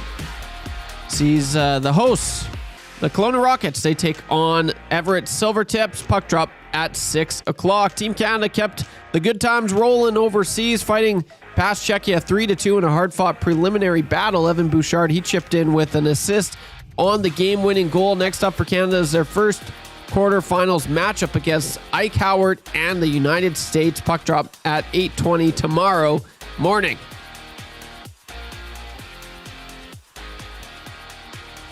The sports update is brought to you by the great staff at Park Mazda and dealer principal Mitch Lewicki, your dealer for life. Hi there. If you're like me, you like to picture yourself in luxury, even though there's absolutely no way you could afford it. And if you can, well, even better. Thankfully, I picture myself in something that is luxury, but still absolutely affordable, like the all-new Mazda CX-90 from Park Mazda. With the new luxury features like facial recognition settings and quilted detail Napa leather seating, I can pretend to be comfortable with all of my proper settings activated without even touching a button, thanks to Mitch Lewicki and the great staff at Park Mazda. I like to picture Mitch Lewicki with like a giant eagle's wings and singing lead vocals for Leonard Skinner with like an angel band. And I'm in the crowd hammered drunk. Park Mazda, your dealer for life in Sherwood Park off Y Road, parkmazda.ca.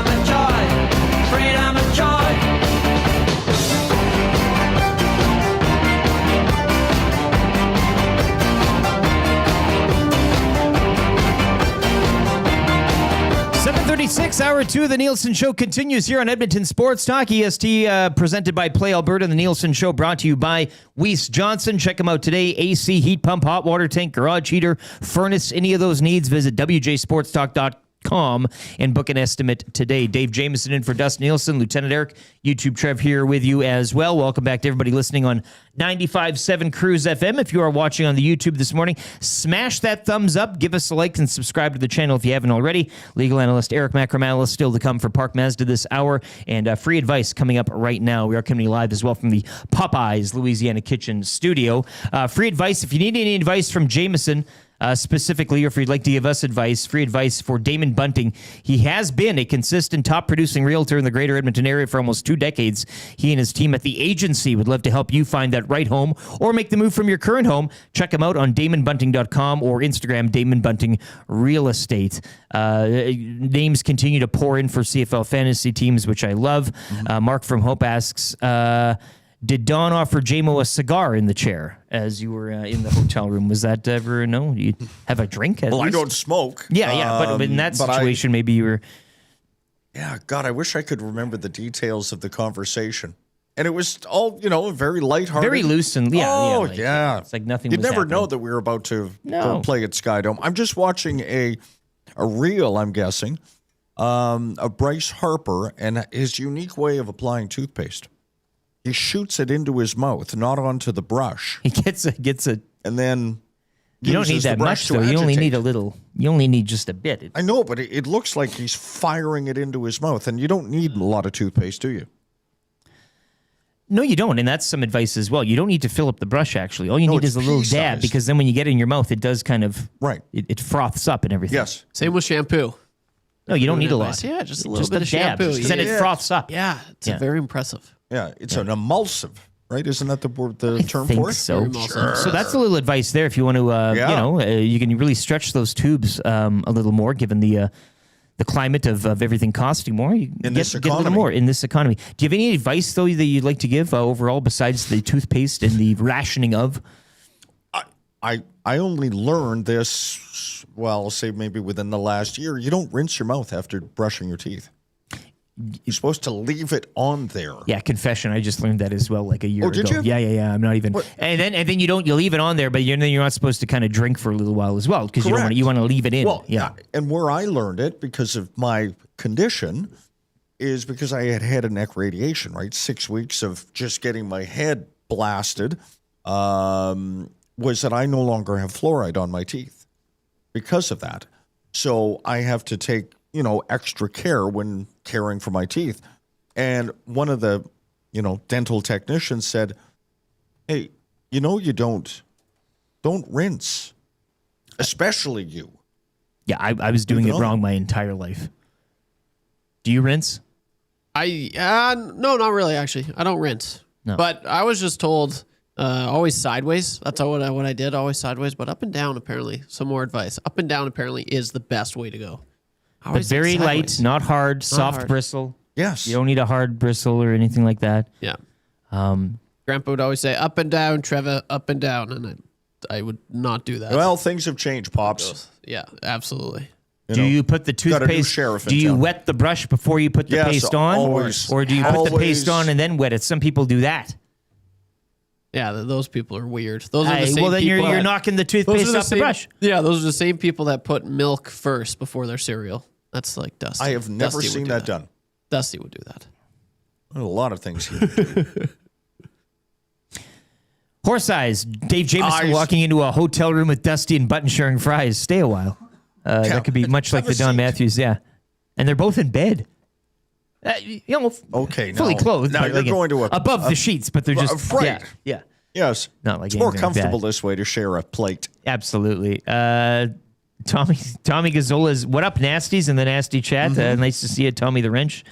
Energy drink toothpaste, McDiesel says. Yeah, wouldn't that be something like a monster themed or a How Red has Bull? that not been How has done? Red Bull not invented a toothpaste yet or had any of that? And you get a little kick, and you get a little nicotine in there, a little guava. Which is counter, when you think about it, nicotine in the No, I know toothpaste. it relaxes, but a little pinch and a little get you up there, a little shot there.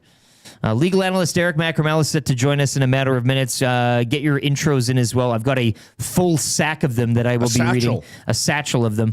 So great work this morning. One of you probably in those legal analyst texts has probably pipped Brandon from Windsor early on with his. The texts are like me in the sack. A great effort early on, then 3 hours of crying while others jump in for the big finish.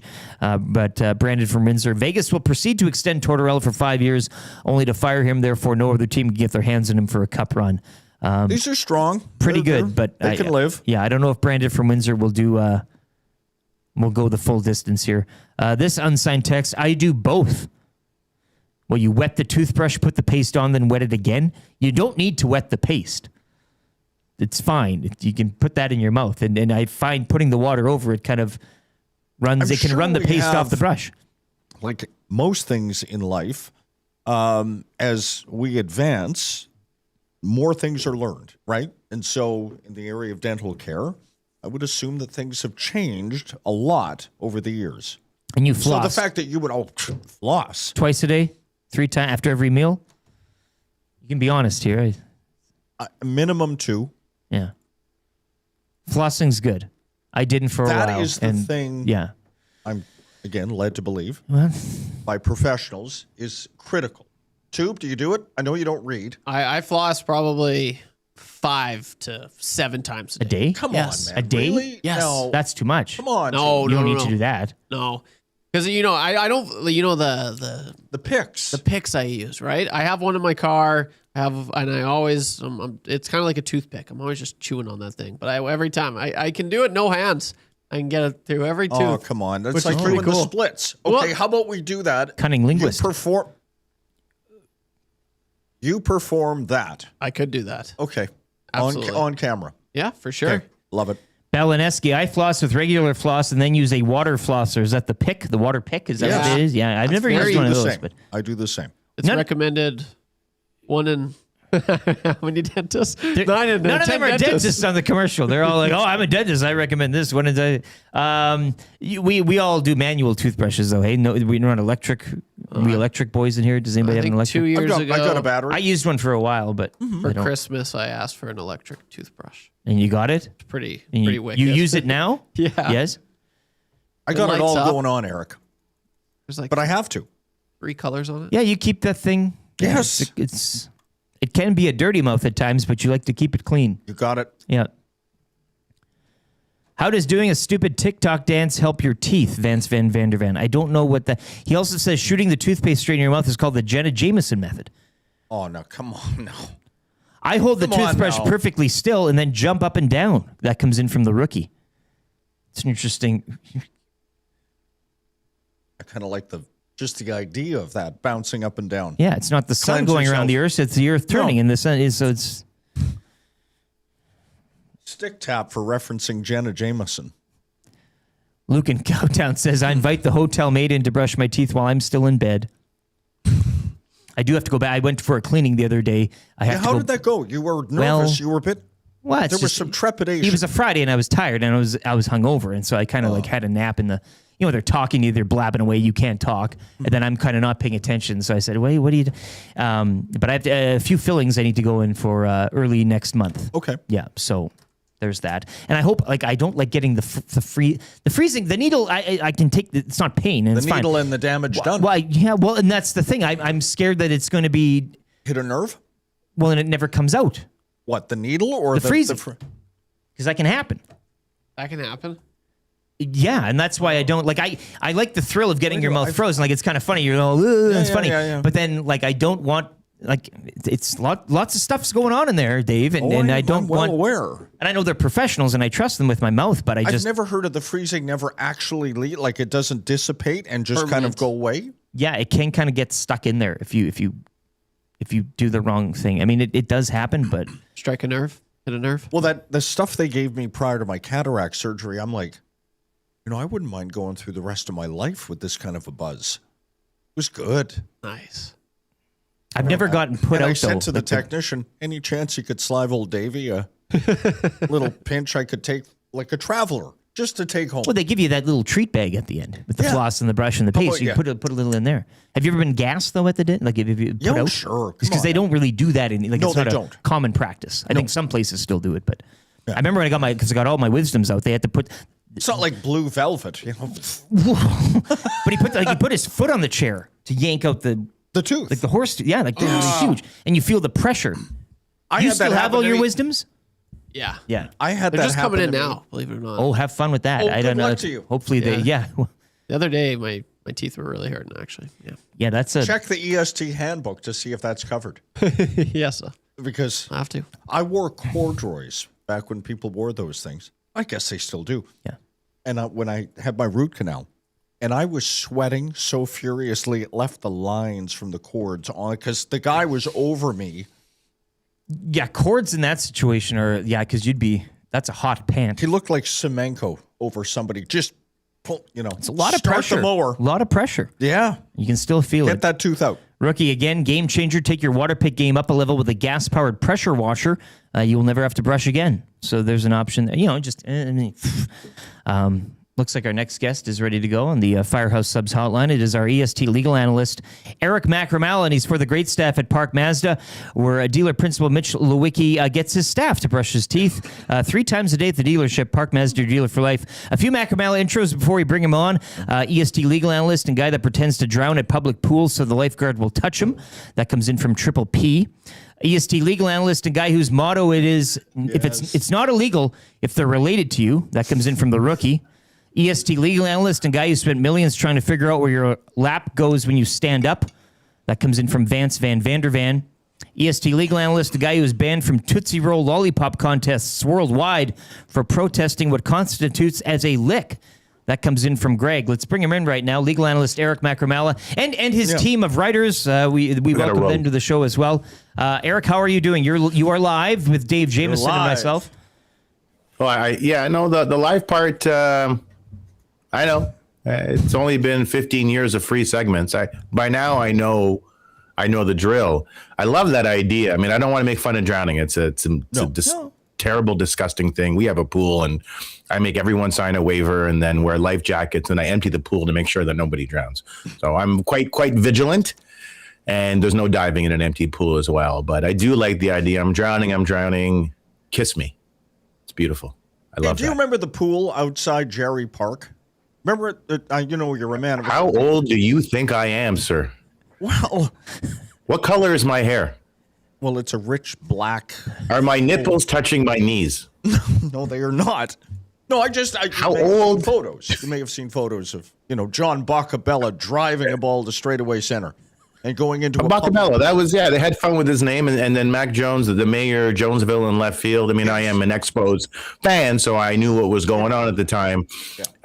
I never knew there was a pool near Jerry Park. Where was it? A public pool outside the outfield fence. And, if Nate Colbert of the San Diego Padres drove one, got all of it, and you'd see the ball go over the fence, and then there was a sort of a mad scramble. Before the Giants ballpark type of thing. You're all in there with it. I'm about to say, that sounds like the pool sounds like a low-energy loser Jeb Bush alternative to San Francisco. Yes. Right? We don't have a beautiful bay. We have a public pool filled with urine.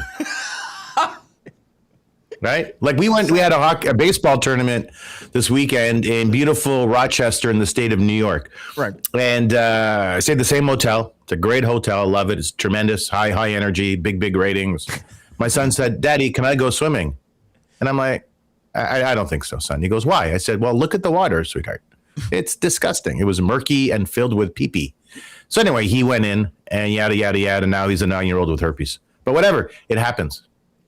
Montreal Canadiens vibe update from you, Eric. 2 tight overtime losses, but the shot count has to worry you. What are you feeling like going into Game 4 tonight? Are we live? We are. Just want to make sure we're live. Live. Yeah. Okay. What's my thought? Well, I think that based upon the eye test alone, the Hurricanes have dominated the Canadiens on offensive zone possession. They are relentless. There's no doubt about that. There's relentless pressure. There's call it like a layered forecheck and lots of shots on net, lots of people in front of the net. And they're really good at denying clean D zone exits. They just apply a lot of pressure on F1 and F2 that are down low. And they can do that more effectively than any other team because they're in shape and they're fast. So their conditioning is outstanding, and they're a very fast team, and they have some size that can pin you down low. So the Canadiens need faster, shorter breakouts. They need to chip the puck in behind the D. Carolina's got great gap control. That's the way to do it. So you don't put it behind the goalie or where the goalie can play it.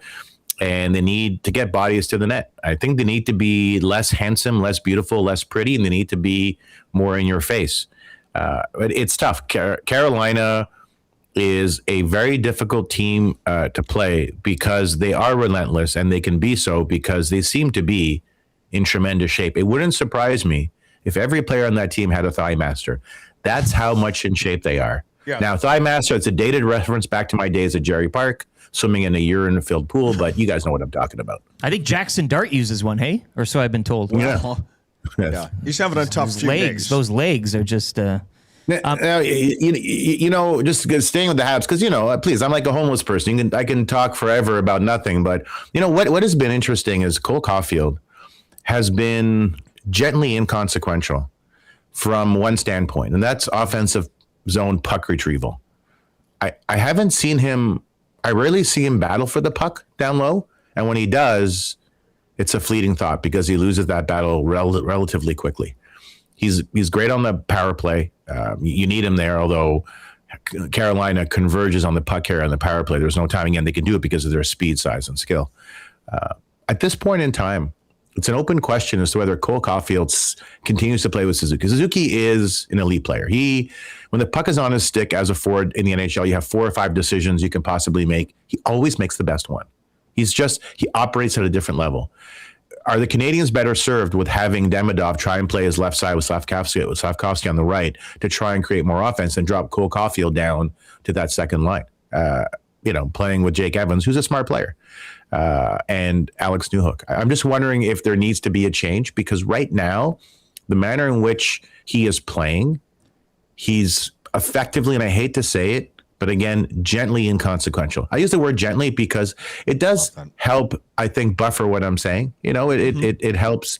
It's not it doesn't sting as much. Like, for example, I'm a gentle moron. It's like, oh, that's so nice, right? You know what I'm saying? It's gentle. Yeah, but I don't know you guys think if you watch these games or not. And I do want to talk about Berube in a second, because that's pretty funny. I don't know if your organization comes with a laugh track, but I suggest you guys check into it. But please, Eric, I feel like you want to say something. Well, I gently wanted to get, you are a legal analyst, the Josh Jacobs story. He's gently facing 5 criminal charges right now. There you go. Whenever love it. Pivot. No, but what does this mean for people's fantasy lineups moving forward? Yeah. Pivot. Fantasy. Yeah, that's funny, because there was a time on my Smash Show Offside that I was just doing all these segments. I was just giving fantasy advice for the NFL, because every other week someone was picked up punching some woman in the face. Right. Just disgusting behavior. What I read last night, there was strangulation, there was hitting. This is obviously incredibly serious. So you have to presume that he is not going to play the first 6 to 8 weeks this season at the very least. And worst case scenario for him is that he gets released by the team. We know he plays a fungible position. Running back is not the hardest position to replace. There are elite ones. There's no doubt about that. There are guys like McCaffrey and Eckler in his good old days that if they can, if they can catch a ball, they're incredibly valuable to their team. That's not Jacobs. And your value to the team in part will determine the discipline imposed by that team. The league will impose their own discipline. He's gone for 6 to 8 games in all likelihood, unless it's a lie. And then you have to wonder about his future. How old is he now? Like 31, 32? Well, Can you yeah, check? he's up there. Yeah. Okay, so if he's... No, 28. Oh, he's 28. Okay, so 28... He's the equivalent of an employee who's 48 years old. He's approaching retirement if he wants to retire early. I mean, once he hits 30, it's over. So, you do the calculus on that as a team, and you don't want to upset your stakeholders. And we know one thing about the NFL.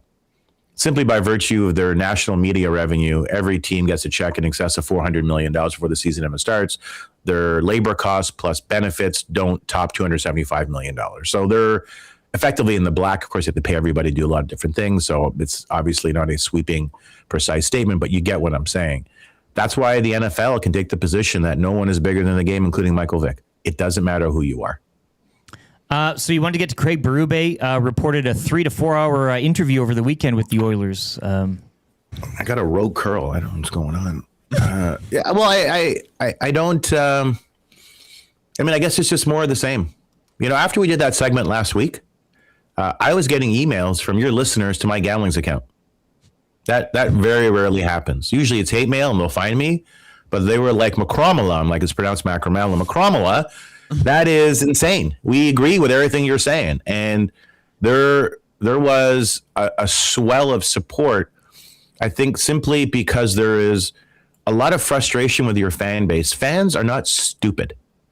And the more I look at this, and the more I look at your track record, the organization, when it comes to flawed management, #Ken, #Stan, to what extent is the owner of this team, and you obviously not, I understand that there's only so much you could say, but ownership of this team needs to be examined. Do you need someone between ownership and the general manager making these decisions as to who to hire? Because it hasn't worked out. And it's bizarre. I know that hockey is a team sport and it turns on roster construction, but you guys have 2 of the top 5 players on the planet. It's insane. This is completely unacceptable from an Oilers fan, completely, because that window, it's not closing. It's about to be slammed shut in 2 years.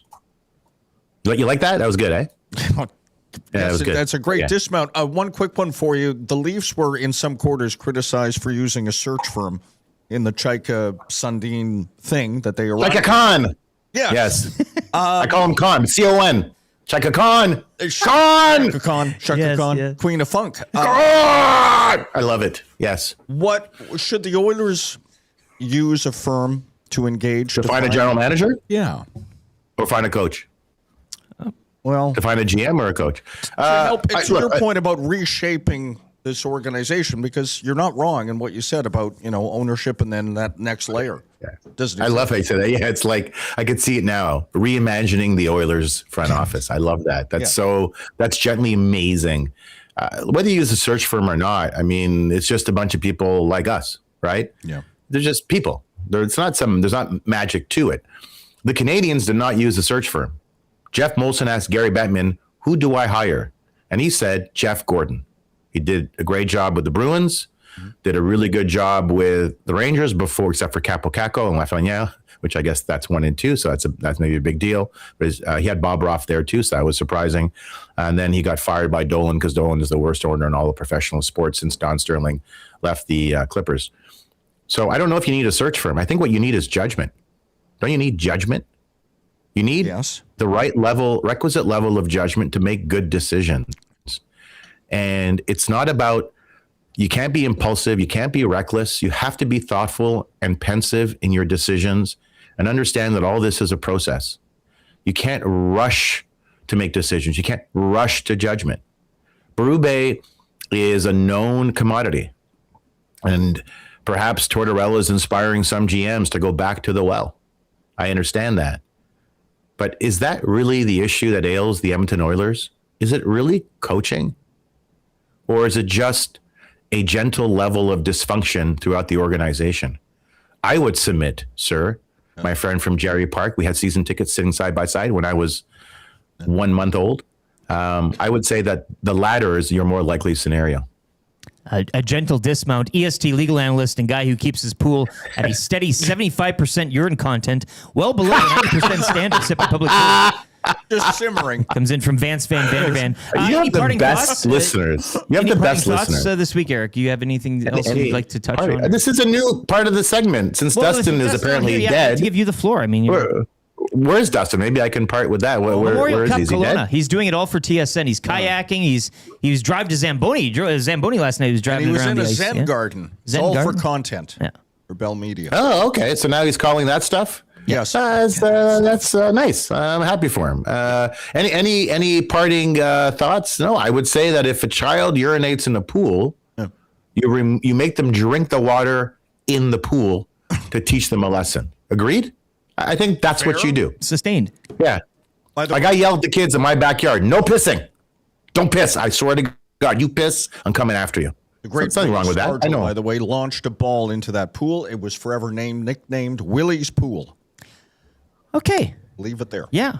Well, that's a good Willie's pool. I love it. I love how the Expos had a pool. You hit the ball into a little public pool. That's perfect. That's perfect. Guys, I know this is it, but I love you more than a gentle dismount. You guys take care. Thank you. I do love his use of the gentle with everything. It does work. You can use it with anything. Gently inconsequential is, I wrote it down. I liked it so much. Don Matthews gently invited you into the room. To be inconsequential. Yeah. That's your legal analyst, Eric Macramella, brought to you by Park Mazda, and he's joined us on the Firehouse Subs hotline. All right, we need a contestant now for Kinda Easy Trivia. If you want to play, Dave's got the questions. Hey, you got it. Yeah. All racked up, ready to go. 780-218-9999 is the number to text. You're playing for $25 to Mr. Mike, so get in right now. Say, Trev, I want to play. 780-218-9999 is where you can text to get in. Trivia is coming up next. We also have 3 questions too many coming up for Park Mazda. Can still fit in a few questions if you like, specifically for JMO here in the chair. Maybe just the question of can you tell another story? Question mark. That's coming up. Weekly rankings of power on the way as well. Ryan Rishaug from the Got Your Back podcast and the rap for William Huff, all still to come in hour number 3. If you're listening on 95.7 Cruise FM, a traffic update from Pauline Higgins. She's got you all up to date on what's happening in your morning commute. The iHeart TuneIn Radio app and on YouTube. A sports update here with YouTube Trev, and it is for Windsor Plywood Leduc, locally owned and operated, serving Leduc and the surrounding area since 1993.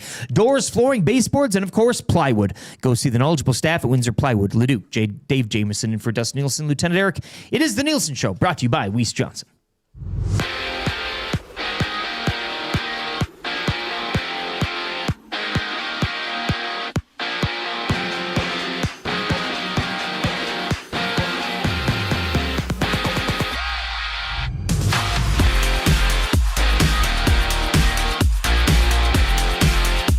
Vegas Golden Knights are heading back to the Stanley Cup Final. Vegas completed the clean sweep of the Colorado Avalanche last night, grinding out a 2-1 win in Game 4 to lock up the Western Conference crown. Meanwhile, out east, it is Game 4 of the Eastern Conference Finals tonight. The Carolina Hurricanes currently hold a 2-1 series lead. Puck drop for this one is at 6. Over to the hardwood, where the pendulum keeps swinging in the NBA playoffs. Shai Gilgeous-Alexander dropped 32 points and 9 assists to carry OKC past Victor Wembanyama and the San Antonio Spurs, 127-114 with the win. OKC takes a crucial 3-2 series lead in the West Finals. On the diamond, the Blue Jays snapped their mini skid in style. Jesus Sanchez blew the game wide open with a massive 6-inning grand slam, powering the Jays to a 8-1 blowout over the Miami Marlins. Game 3 goes later this morning with an early first pitch at 11:07. Kevin Gausman, he gets the start on the bump for Toronto. In junior hockey, a close one out in Kelowna as the Kitchener Rangers edged Chicoutimi 3-2 to keep their perfect tournament record intact. Tonight, the host Kelowna Rockets hit the ice to take on the Everett Silvertips. That puck drops at 6 o'clock. And finally, Team Canada keeps rolling overseas. They got past Czechia 3-2 in a hard-fought preliminary battle. Evan Bouchard, he assisted on the game winner. Next up for Canada is a massive quarterfinal showdown against Ike Howard and Team USA. Puck drop is at 8:20 tomorrow morning. The Sports Update is brought to you by Windsor Plywood Leduc, locally owned and operated, serving Leduc and the surrounding area since 1993. Doors, flooring, baseboards, and of course, plywood. Go see the knowledgeable staff at Windsor Plywood Leduc.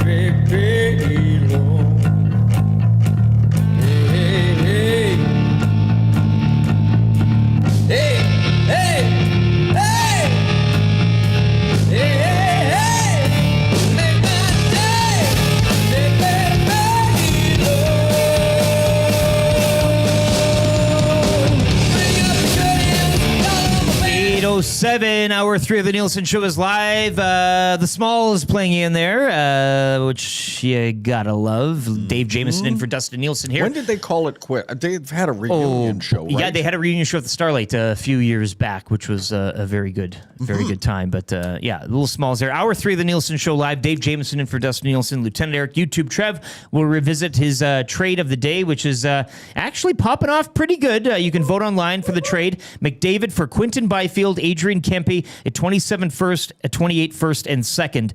You can vote on that trade. Would you make it from an Oilers standpoint? A cautionary note to listeners, this is just an exercise. Thank you. Yeah, but you can vote on the YouTube Nasty Chat right now. 45% say yes. Wow. Outstanding numbers to the 55 saying no this morning. So vote on the YouTube Nasty Chat. Welcome back to everyone listening on 95.7 Cruise FM as well. We got kind of easy trivia coming up in a matter of minutes for Mr. Mike's. 3 questions too many for Park Mazda. We'll have a weekly rankings of power for the Ranch Golf and Country Club. Ryan Rishaug joins us midway through the hour, and the wrap for William Huff, all still to come. We are coming live from the Popeyes Louisiana Kitchen studio today. The Nielson Show brought to you every day by Weiss Johnson, and hour 3 of the program brought to you by GD Liquidators. Auctions and appraisals. Mention EST. Get 5% off anything new or used. Don't miss their monthly online auctions. GDLiquidators.com. Canadian owned and operated. Make them your first call. 780-447-2787. Or check them out. 14510 124th Ave. Trev, who we got playing trivia today? Okay, he's going to get somebody here. We'll and then we'll go to open phones. What? We should do it at least one morning before. The problem is... Yes. The fantasy is great. It's just the reality of doing it with our one phone here. I mean, we don't really have a board. No. And giving that number out publicly would lead us into a lot of hurt. I'd get summoned into Matt's office. Very dark place. Well, I'd get written up. Yep. You know, I'd get right up. And I think we operate here on a 2-strike policy, not necessarily a 3. So I would be out. Yeah, I'm already riding. I'm already behind in the couch, shall we say. So can't really do much more of that. So Trev will get somebody here for kind of easy trivia for Mr. Mike's. The contestant this morning is playing for Mr. Mike's. $25 to Mr. Mike's. Eat locally, enjoy casually. Looks we got somebody good. Yes, we do. Playing today is Northside Neil. Northside Neil, welcome into the program, man. Have you played before? Yeah, buddy, let's do this. Okay, let's do it, buddy. You need 3 out of 5. We'll start the ticker after Dave reads the first question. Good luck. Are the Golden Knights going to the Stanley Cup? Yes, sir. Who did Vegas beat in the Western Conference Final? Colorado Avalanche. Did Vegas sweep the series? Yes. Does John Tortorella coach the Golden Knights? Sure does. Do Montreal and Carolina play Game 4 tonight? Yeah, and let's go Eskimos. Hey. How does it feel to beat Canada, first of all? Very nice. Unbelievable. Oilers goal scored by number 97, Connor McDavid. Do you want the NFL back in Los Angeles? Hell yeah, why not? You like that? Do you like that? You feel okay? Sekera snaps a shot for the save. Sekera chance, he scores! Spinal. Andre Sekera, overtime winner! Sure you're okay? Yes. Good.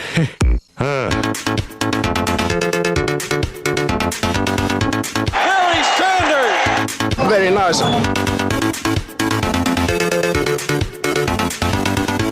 He is in! Okay then.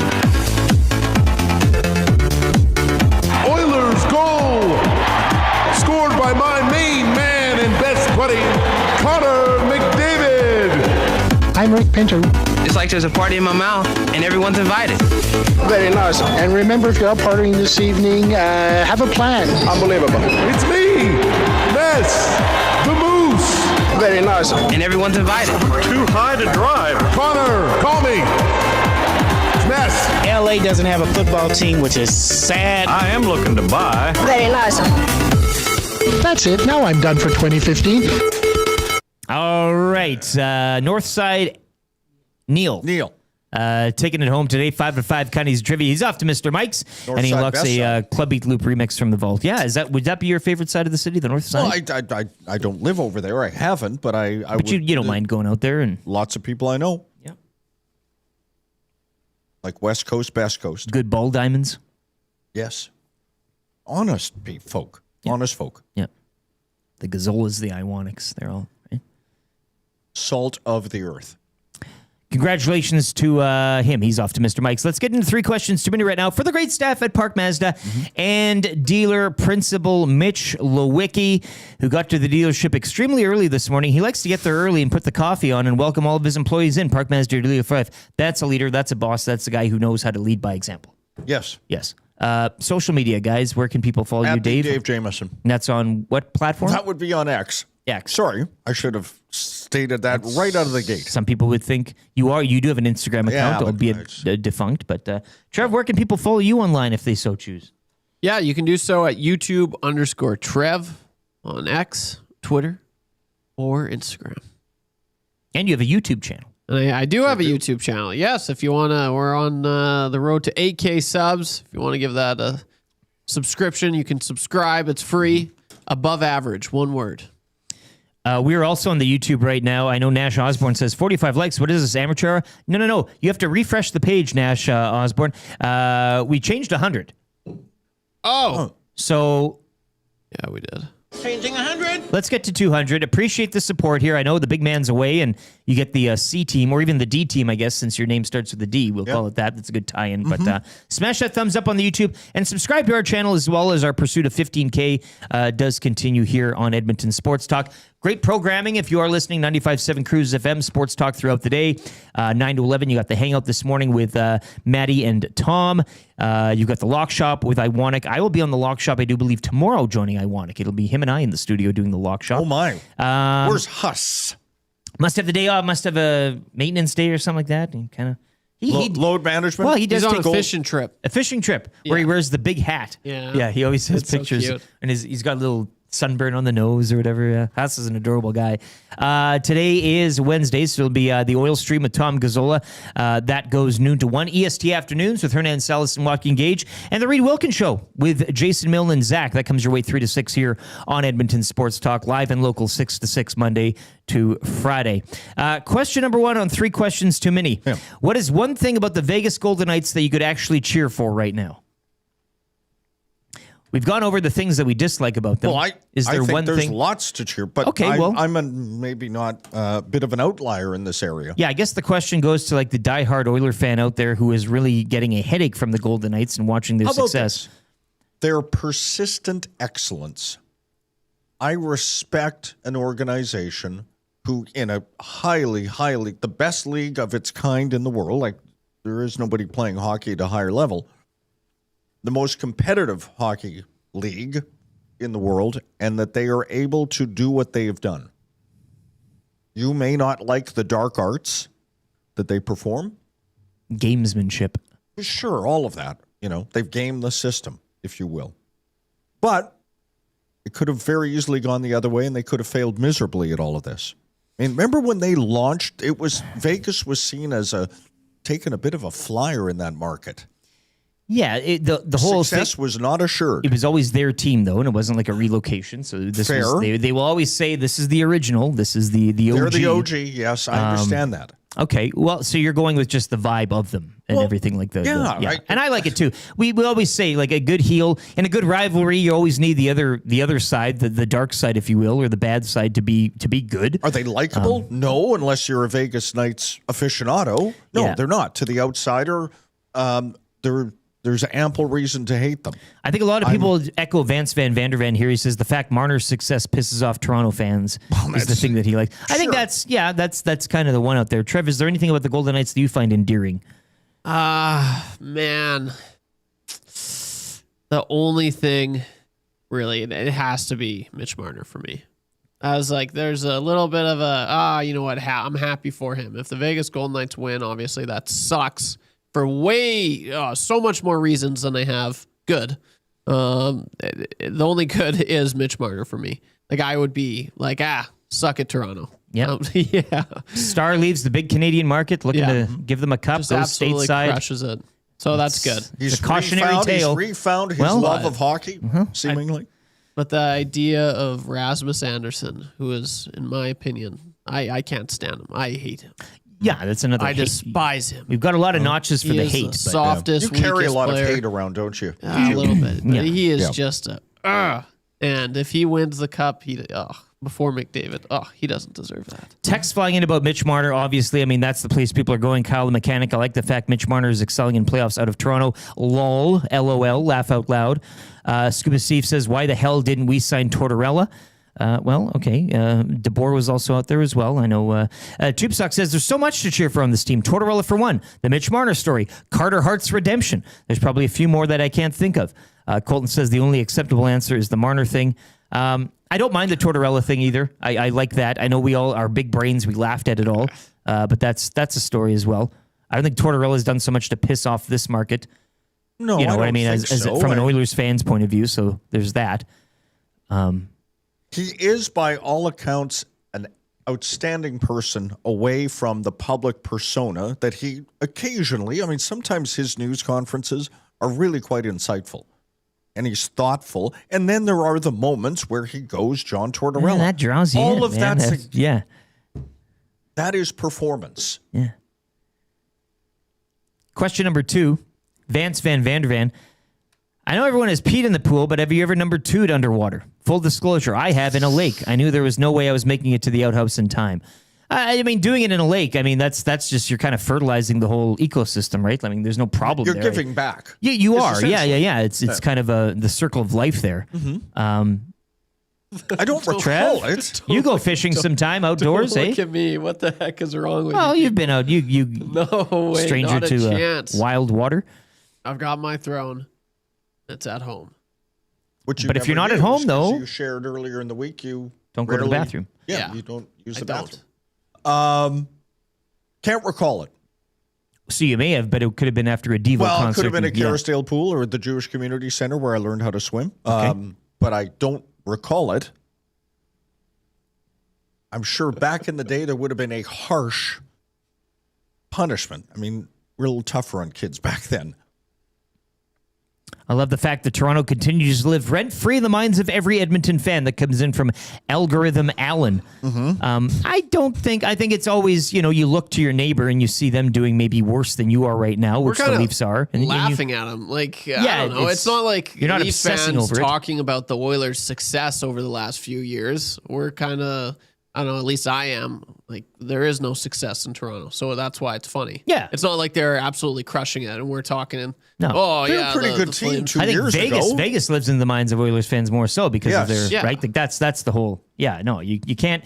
A team that's lesser than cannot be living in the heads of you. You look at that. You always look down. You beat down, right? You don't beat up. I don't, and maybe if I'm missing something, I'm sure the Nasties will tell me. I don't see a rivalry with the Toronto Maple Leafs other than that we're in the same country. Yes, and they play it's here East once. v West. It's right, the big, and they it's the play big one here out there, and once a year, and everyone Yeah. gets all gussied up for a Saturday night. Scuba Steve is so confused. Why the hell didn't we sign Tortorella? He then says, "Why the hell didn't we draft Eichel? He's going to have 2 rings to McDavid's silver medal." That's another reason why it just, it's- because there's going to be that. It's another footnote in it all. But I Yeah. mean, you can't say that players. Well, You're as good as your surroundings and the company you keep. And the way that you can't tell me the way that Vegas has GM'd their team as opposed to how the Oilers have GM'd theirs. That would Eichel would those resumes be exactly the same if you just swap them out? Probably not. So I don't think that's anything to the player. Engineered his departure from Buffalo. Okay, now great move on his part at the time. No one would have foreseen the Buffalo Sabres doing what they've just done this year. And the whole neck thing, right? And he didn't. There was a clash over his medical care. Yeah, they wouldn't let him get the surgery that he wanted. Right. He's like, it's my body. I want this surgery. And then he gets traded, gets the surgery. And 6 now- weeks later, he's playing. Yes. Like, that quick.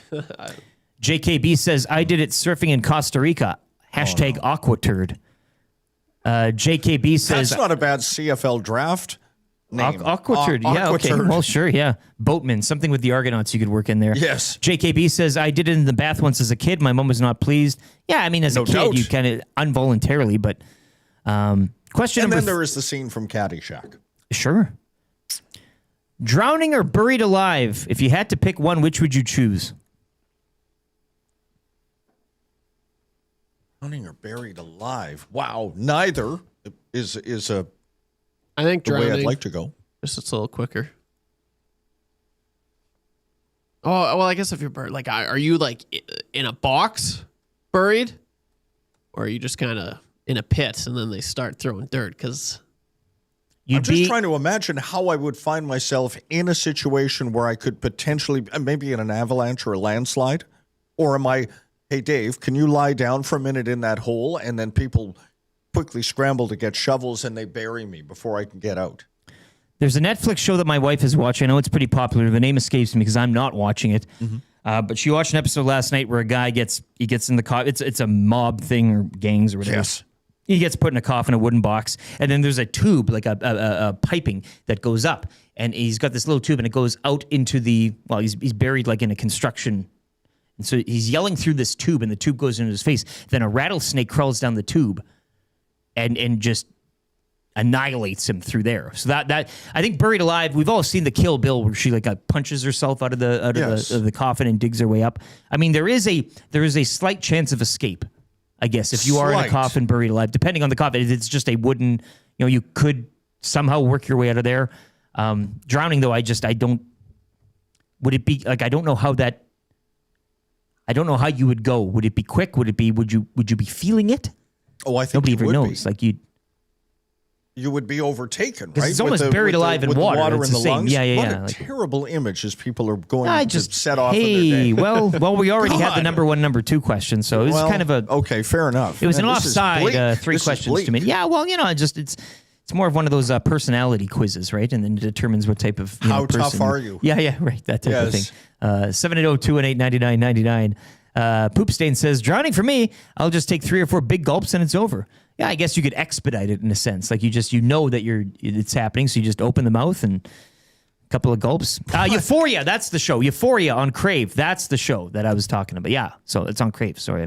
2 or 3 big gulps and then you go under, I suppose. Just open the mouth and let her buck. You're not doing a keg stand. No, but I think shotgunning beer. Waiting in the coffin's got to be especially for a rattlesnake. That's a grim image you presented there. The scene was nuts. I did put my book down and watch it with the rattlesnake going down. It got me in. Coming up, weekly rankings of power and Ryan Rishaug as well this hour, just after the 8:30 sports update, and we'll have the wrap for William Huff. Let's get to the weekly rankings of power quickly here for the Ranch Golf and Country Club. Check them out today, Ranch Golf and Country Club. Online, you can check them out. Murray McCourt and the crew, they've got it looking dazzling. If you want to book around, head on out. Ranch Golf and Country Club is where you can go. Of course, Murray's got the golf show on Sunday mornings here on Edmonton Sports Talk. And as promised, we are going over the top 10 and only 10, and some of these inspired by listeners as well, and we thank them for that. The top 10 CFL fantasy names entering into season-long fantasy for CFL.ca this year. Number 10, Marty York's Yeoman. Okay. Take it. Could have taken a little more dirty with Marty York. He does have a and again, people of a certain age, that will resonate. Yeah, this goes back a bit. Number 9, Joe Montford's neck roll. I always found that rather. He had probably the biggest neck roll in all of pro football at the time. They call that a 90s. Cowboy collar? No, was it a cowboy collar? Isn't that what it is? Yeah. Okay. Yeah, I think it sat higher than his helmet. Yeah. Number 8, Kerwin Balls. Or Kerwin Bell's balls. I like Kerwin Bell's balls. Kerwin Bell's balls. Yeah. Anything on Kerwin Bell's infamous touchdown celebration where he spiked the ball into his nuts. Mm-hmm. Number 7, Xavier Jackson shovel. Okay, and Edmonton-centric. Those who know. And the story once again, quickly. Xavier Jackson, a not terribly talented baller, defensive lineman, as I recall. We're practicing at Clark Stadium. And he locks up with Aaron Fiacone, tough offensive lineman. Fee is now a cop, I think, here in Edmonton. Right. And they got into it. And Aaron clearly had not heard of Sudbury Saturday Night, nor had he ever seen a hockey game where you get a guy's jersey over the head and start the mower. And Fee got the jersey over the guy's head, his helmet had come off, and fed him. And no one stepped in, and Xavier Jackson, dusted himself off, walked off the field calmly, kept going, and Ed Hervey turned to those of us on the sideline and said, "Oh, this guy's coming back with something." And he emerged from behind the garbage bin at the side of the field and came back with a shovel. Was he carrying it or was he like dragging it? Yeah, over the concrete. Dragging it is and slow. You could hear his cleats, and he's dragging the shovel. And cooler heads had to prevail, and everyone thought, okay, this dude's going to get cut. They're going to walk him off the field, and he's going to go to the dressing room, and he's going to get the CFL Samsonite, the black garbage bag, pack it, and get him on a plane. No, they didn't cut him. We weren't that good. Well, but you also have to like the. That guy's a warrior, in a sense. Like there's that type. No, but I get he'll it. come to play. Sure, It's a tough. He'll do football anything to win. Yeah. No, he got absolutely slobber knocked by a Canadian O lineman, which is they know how to fight. Number 6 in the top 10 CFL fantasy names, and this comes in from Tom Dixon's mustache, Kepley's Boners. And we read that earlier in the show. Of course, Bone. Brotherhood of Nasty Eskimos, So, yes. and Kepley bringing that in there as well. So kind of like that. Bone and then lowercase RS. Number 5, this comes in from Abutski, Don Matthews' 5th wife, fittingly at number 5 on that. Little wordy, but I mean, it plays. I like this one from Balaneski at number 4, Kill Them Softly. This is the style this is the style. Tuck that away. Yeah, no offense to Kerwin Bell's balls, but I mean, this is the play on words And that's is magnificent. current. Like, we've gone back into the... I was hoping for a Mo Eloanibi or something, like kind of going out in that region, but Kill 'em them softly. That comes in from Balaneski. That's number 4. And Trev, we do need by the end of the week, if you could find a name, you look over the current Elks roster and you find one, and you I'm still chefing one up. Yes, pick a good one. I told you because I know it's before the show yourself, today. yourself, I Zach, like and that. Benny in a league, and we'll get a nasty in there as well. Yeah. Yes. Yeah. Number 3, Milt's Flock of Steagles. That I like. Another that's all right. I like. Number 2, Climby's Jock. That too. Old Good. slimy Climby, Jock Hello. Climby, right? Lawyer. And number 1 in the top 10 CFL fantasy names, Adam Braidwood's Trunk. Very sly. Very, very sly. I don't know if it meets the word count. Maybe it's you could do AB's trunk or whatever. No, but if you want to just fit it in, Braidwood's trunk. Okay, Braidwood's trunk. Yeah, and people will know. And though again, a local news story. Yes, keeping it local. Yeah, that was out there. You might see that on a Dateline episode, if not, right? I was in court. I was there in court when he was in the jumpsuit. Yeah. Okay. Did you have to take the stand? No, I observed and then reported back to Eskimo leadership. Well, how was it over at the courthouse? Again. Because I'd been there a few times. Collingwood Rob says CFL fantasy name Angelo Mosca's Kane. Okay. Drawing on some historical events. I like it. Sam Scarber's balls. This comes in from Scuba Steve. Tribute to when BC Lion Grady Cavness grabbed them and wouldn't let them go. J. Moss's ears. AJ Gass's helmet. Or the helmet that he threw, or whatever. Yes. Yeah. Mark Pelon's. Lucas said he took the Braidwood experience. I think that was in an episode of Will It Hurt. I think they did that with him. They put him in a trunk and drove him around. Ottawa Rod Blacks robbed. No, I mean, that's an obvious from The Godfather, yeah. The Ottawa Rod Blacks is a good one. And all caps lock, too. It has to be Ottawa Rod Blacks.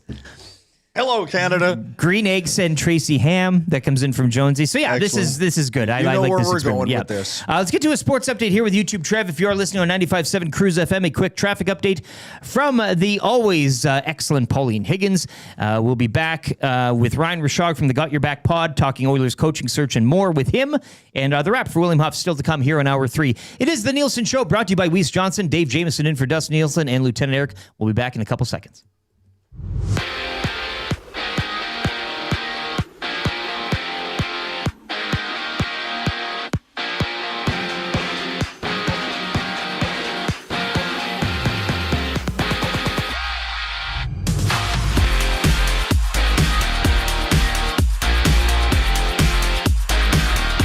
The Vegas Golden Knights are heading back to the Stanley Cup Final. Vegas completed the clean sweep of the Colorado Avalanche last night, grinding out a 2-1 win in Game 4 to lock up the Western Conference crown. Meanwhile, out east, it is Game 4 of the Eastern Conference Finals tonight. The Carolina Hurricanes currently hold a 2-1 series lead. Puck drop for this one is at 6. Over to the hardwood, where the pendulum keeps swinging in the NBA playoffs. Shai Gilgeous-Alexander dropped 32 points and 9 assists to carry OKC past Victor Wembanyama and the San Antonio Spurs, 127-114 with the win.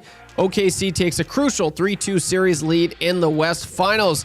On the diamond, the Blue Jays snapped their mini skid in style. Jesus Sanchez blew the game wide open with a massive 6-inning grand slam, powering the Jays to a 8-1 blowout win over the Marlins. Game 3 goes later this morning with early pitch at 11:07. Kevin Gausman, he gets the start for the Toronto Blue Jays.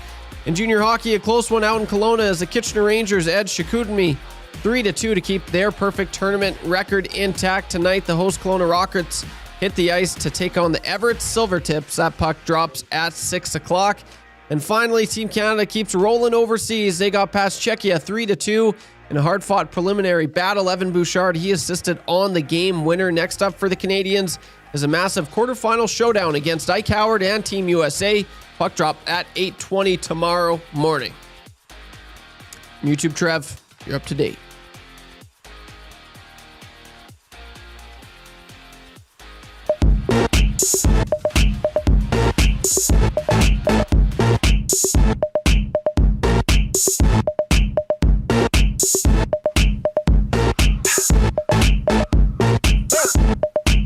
I'm bringing sexy back. Yeah. The mother boys don't know how to act. Yeah. I think it's special what's behind your back. Yeah. So turn around and I'll pick up the slack. Yeah. Take him to the bridge. Dirty babe. You see these shackles, baby, I'm your slave. I'll let you whip me if I misbehave. It's just that no one makes me feel this way. Take him to the chorus. Come here, girl. Go ahead, be gone with it. Come to the back. Go ahead, be gone with it. VIP. Go ahead, be gone with it. Drinks on me. Go ahead, be gone with it. Working with. Go ahead, be gone with it. Look at those hips. Go ahead, be gone with it. You make me smile. Go ahead, be gone with it. Go ahead, child. Go ahead, be gone with it. Get your sexy out. Go ahead, be gone with it. Get your sexy out. Go ahead, be gone with it. Get your sexy out. Go ahead, be gone with it. Get your sexy out. Go ahead, be gone with it. Get your sexy out. Go ahead, be gone with it. Get your sexy out. Go ahead, be gone with it. Get your sexy out. Go ahead, be gone with it. Get your sexy out. I'm bringing sexy back. Yeah. The motherfuckers don't know how to act. Yeah. Go let me make up for the things you lack. Yeah. Cause you're burning up, I gotta get it fast. Yeah. Take it to the bridge. Dirty babe. All right, a bit of a throwback here. You know what time it is. 8:35. Dave Jameson in for Dustin Nielsen. It is the Nielson Show, brought to you by Weiss Johnson. Check them out today, wjsportstalk.com, for all your AC, etc. needs. Get in touch with them for either new or some repairs on your AC heat pump, furnace, and all that good stuff. Lieutenant Eric here with you as well, and YouTube Trev coming to you live from the Popeyes Louisiana Kitchen Studio. That old tune, the old one they used to bring around, I don't have access to his new Got Your Back pod intro, but I always did prefer the sexy back, and I think he probably did too, but let's bring him in here. Joins us on the Firehouse Subs hotline, Ryan Rishaug from Got Your Back and TSN. Welcome back, my friend. What's going on? What time is it on the Oilers coaching search? I know Darren Dreger put out that the Oilers had a 3 to 4 hour conversation or interview with him over the weekend, but what time are we at here with this whole search? By the way, we have a new theme song on Got Your Back. Send it over. It's indicative of the new relationship that we've all built over there.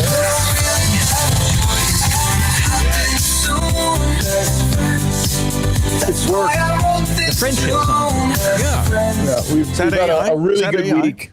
Chug? AI.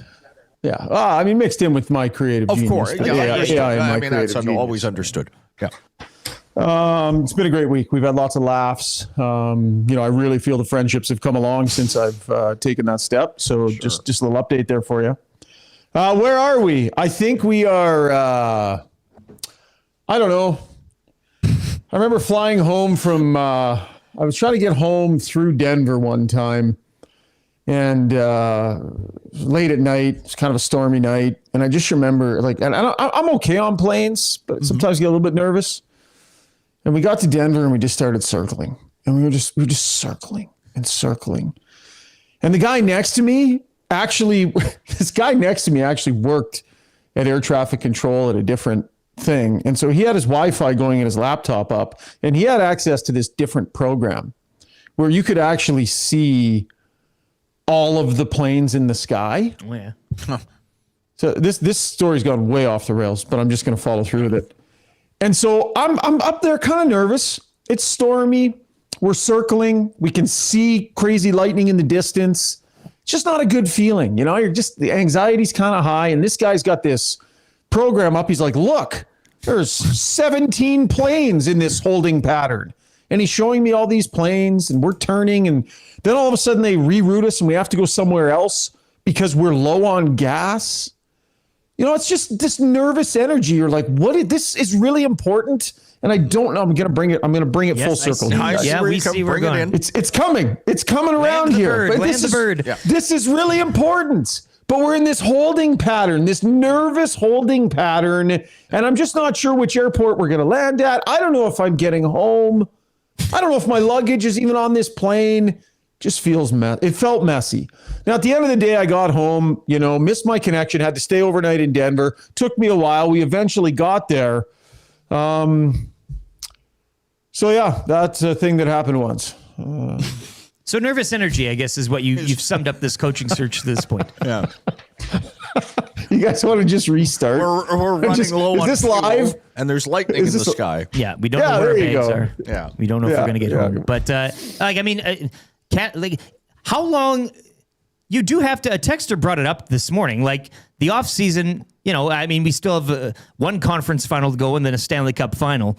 But in terms of getting ducks in line and things kind of ready to move forward with drafts and free agency and stuff, how long can they realistically kind of keep this thing going? Is there for you a set date here that you're kind of looking at and saying, okay, if it's not by this time,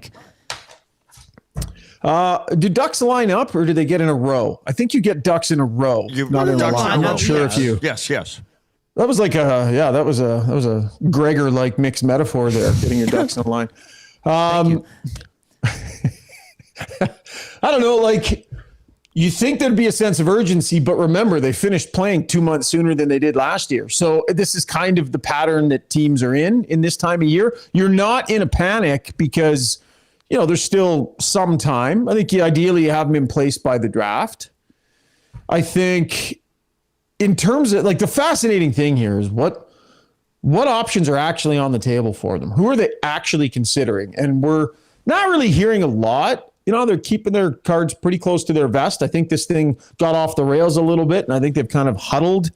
I think the leak probably had them say, everybody shut the hell up. Mm-hmm. So we're not really hearing a ton. Dregs reported that Berube had interviewed for 3 or 4 hours. So obviously, clearly he's a candidate at this point. Do you want to wait till the end of the Stanley Cup Final, and find out what the situation is with Torts? Is he re-signing or not? Vegas is playing some weird hardball with you right now. And if there's $4 or $5 million to be spent on a coach next season, can you outspend Vegas to get Torts? I don't know. I think that no option would be off the table for the Oilers, and they're probably blue skying all of this stuff. That would take a little bit longer because his contract isn't up until the playoffs are over, until I think mid-late June, something like that. So honestly, guys, I'd like to say that I got a beat on what's going on here, but they got this locked down because it went weird. Do you see Vegas, depending on how high they fly here? Is Tortorella return out a possibility? I know Ryan Craig's name has been mentioned there as well as an heir apparent, but they did bring him in as a hired gun here. If he goes on and does it, what else does he have to do? Yeah, but maybe he gets a say too. Maybe yes, John Tortorella gets a say on what he wants to do and where he wants to go. And, the interesting thing, if they're paying Cassidy next year, I assume they'll let Cassidy talk at some point. Mm-hmm. To maybe not to the Oilers. Yeah.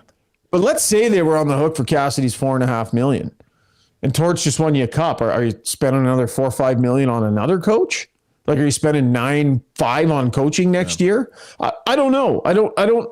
We're kind of dealing in things where we don't necessarily know the answer. But can you just unload a boatload of money at Torts on a 2-year deal, on a 3-year deal, and just see if you can get him? See if you can get him to come in. I'm just saying. I think that the owner and this management team probably are leaving no stone unturned and thinking these things through. So I don't know what their sense of urgency is. Honestly, it's, because some of these names are guys, if you want them to be in the mix, you're going to have to be patient and take time and wait. Well, let's get to the roster, I guess. And if you're looking at the free agency market and going down certain aisles, what you're going to have to bring a coupon book with you maybe, but where would you, are there a couple of names out there that already at this point kind of tickle your fancy in a realistic fashion for this club and where they are finance-wise? Yeah, I like what you said there. Bring your coupon book. That gets kind of interesting.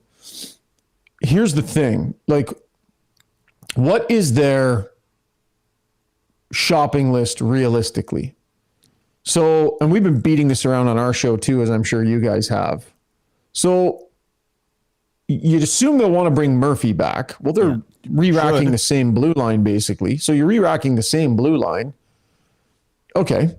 Are you bringing Jason Dickinson back as your third line center? Because if you're going to spend that money, okay. And then we all go, well, I mean, what about Kapanen, right? Like, sure, it'd probably be good to bring Kapanen back if you can, right? He was fit there with Draisaitl and such. Well, congratulations. You've just reassembled the same team that you had last year. That was terrible defensively and got nowhere in the playoffs. So the to-do list is relevant to this conversation, you guys, because it depends on how much they feel they need to change.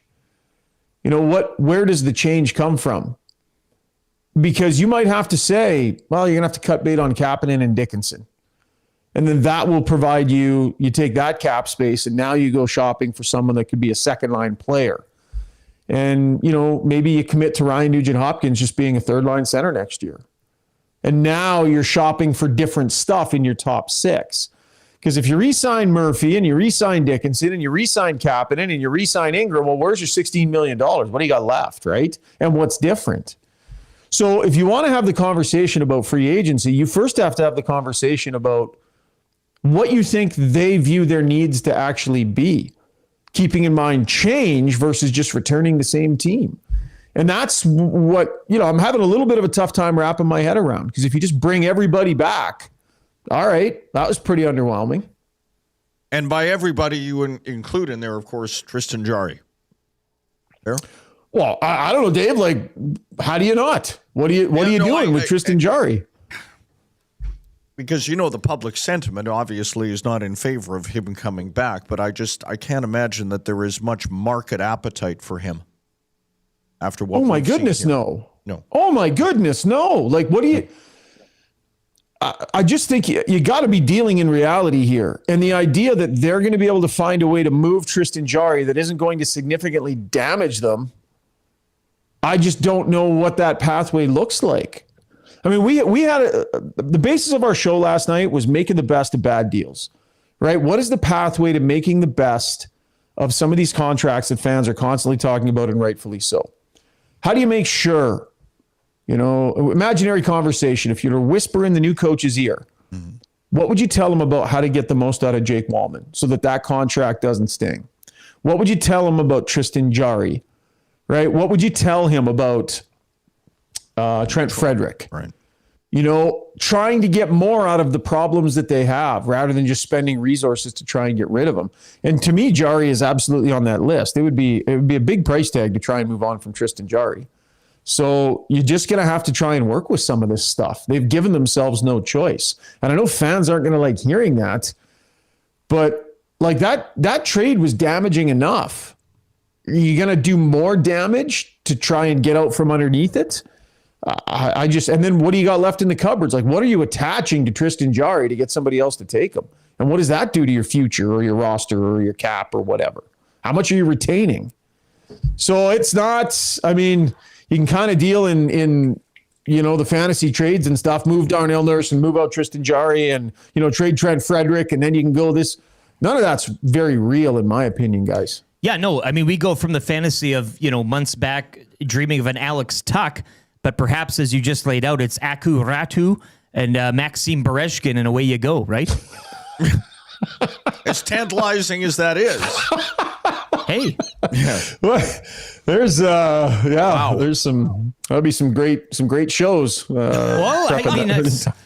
down all that. Great content, hey? Yeah, yes. well, I mean, I don't want to be too much of a Debbie Downer, and I'm not, like the one thing I wonder, Brownie absolutely crushed me when I brought this up last night. He disagreed, which he often does. And I think sometimes just on purpose. Does Vegas sweeping Colorado, if you're McDavid and Draisaitl, your perception of where you are and how far away you are from being able to get to a cup final or be excellent again, Has it changed a little bit given what we've seen here with Vegas? Like, if you'd asked the Oilers at the start of the playoffs, like, where do you think you are in comparison to Vegas? They'd be like, yeah, we would happily take a match up with Vegas. And of course, Carter Hart made a big difference and the goaltending made a big difference. But my point is, Colorado and Tampa, I mean, that perfectly coached team that is so deep and plays their system, they never got anywhere. Colorado, the juggernauts that everybody thought was the standard, well, they fell short. So in McDavid and Draisaitl's mind, and does this ease the blow a little bit? Because it's not like teams they felt they were so far behind are the ones having success. I don't think the Oilers feel they're that far off being able to compete against Vegas, and here they are in a Cup final. In terms of roster construction, we're joined by Ryan Rishaug here from Got Your Back and TSN on the Firehouse Subs hotline. A lot of people, if you go online, have their mock lineups for starting next year. Darnell Nurse's name omitted from the blue line. Not telling you how or where he goes or anything such as that, but if you're looking at maybe a roster win from management this offseason, would be moving away from him and getting rid, not him the player, but specifically, I guess, the money. Do you see, I mean, how likely is it that we do start next season and he is not on this team anymore? I just want to run through the way that could potentially work. So do you guys believe you could trade Darnell Nurse somewhere and not have to retain salary? No. Unless you attached something so significant that you just hurt yourself significantly, right? Yes. So what would the dollar figure be for retention that would make a Darnell Nurse trade like doable that doesn't hurt you from a talent pool standpoint? It's just cap. Is it $2 million? Is it $2.5 million? So let's say, let's just call it $2 million. Let's just call it $2 million, right? So you trade Darnell Nurse and you retain $2 million on his deal. Now you've traded a top 4 defenseman that you now have to go and find in the marketplace to replace Darnell Nurse. Because Matthias Ekholm he's on his way to being a third pairing guy. He's 36 years old. There's nothing wrong with that. So you now need to go into the marketplace and find a defenseman. So you got to find somebody that's as good or better than Darnell Nurse. And you got to do that for less than $7 million. Or you haven't helped yourself. Darnell Nurse is a $7 million defenseman all day long. All day long in this NHL. Mm-hmm. So if you're retaining $2 million and replacing him for $7 million, you better be replacing him with a better player or you've gone backwards, right? Because you're still spending that $2 million off your cap. That's the problem. And I understand. I get fans' frustration. But when you trade him, then you have to replace him. And that's expensive in this marketplace to be able to find that guy. And when Darnell Nurse is playing well, he's worth $7 million. So I've just never quite understood the plan to replace him. I understand the contract number and the perception that he's not necessarily worth that, but they're kind of in a pickle here because trading him, retaining, and then replacing him, you might end up worse off. Yeah, putting Stastny and Emberson and kind of filling it up from the bottom up doesn't cut it. How are you getting better? Like, how are you getting better? Unless you can go and find somebody that for $4 million can do as much or more than Darnell Nurse currently does. And you got to have an awesome scouting staff and you bring in the perfect guy and he fits great and you're like, boom, there it is. There it is right there. Maybe, but I feel like in a world where the cap has been rising, defensemen are generally, they're going to be expensive. Just what's the replacement plan for Darnell Nurse? Because, unless you're hard on the hate train, if you take an honest look at Darnell Nurse, if he were just what's the market value of this player, I believe he's a $7 million defenseman all day long in today's NHL. So go find him, go find an upgrade on him, or you haven't gotten any better and do it for $7 million or less. Penner's Pancakes in our nasty chat says, does Rishaug do Riley for Nurse 1-for-1?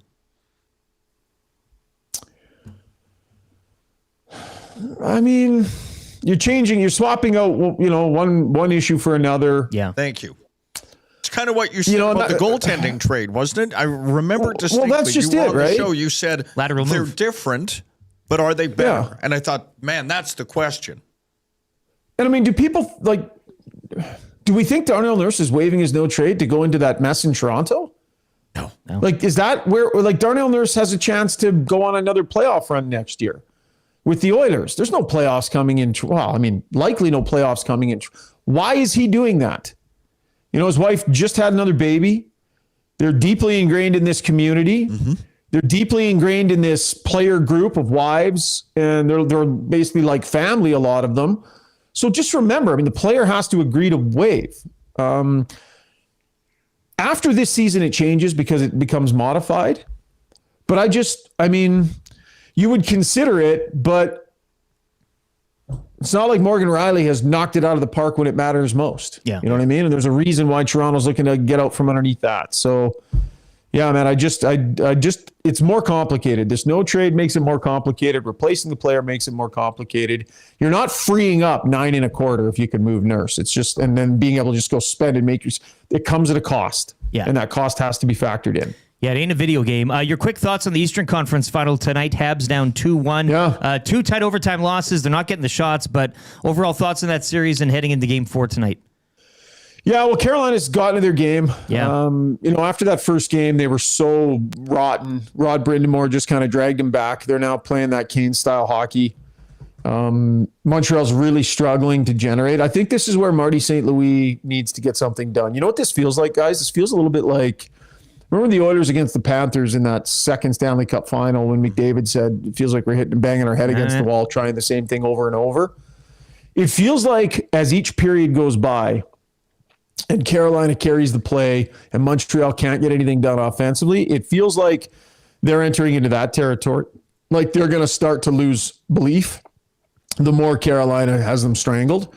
So I think this is where Marty St. Louis and his staff got to earn their money here. They need to walk into that room and go, here's what we're doing, guys.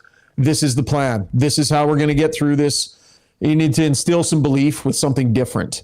Because if it's just re-rack the same thing and cross your fingers and get back to what was worked in Game 1, I think this is where St. Louis and his staff are really going to earn their money.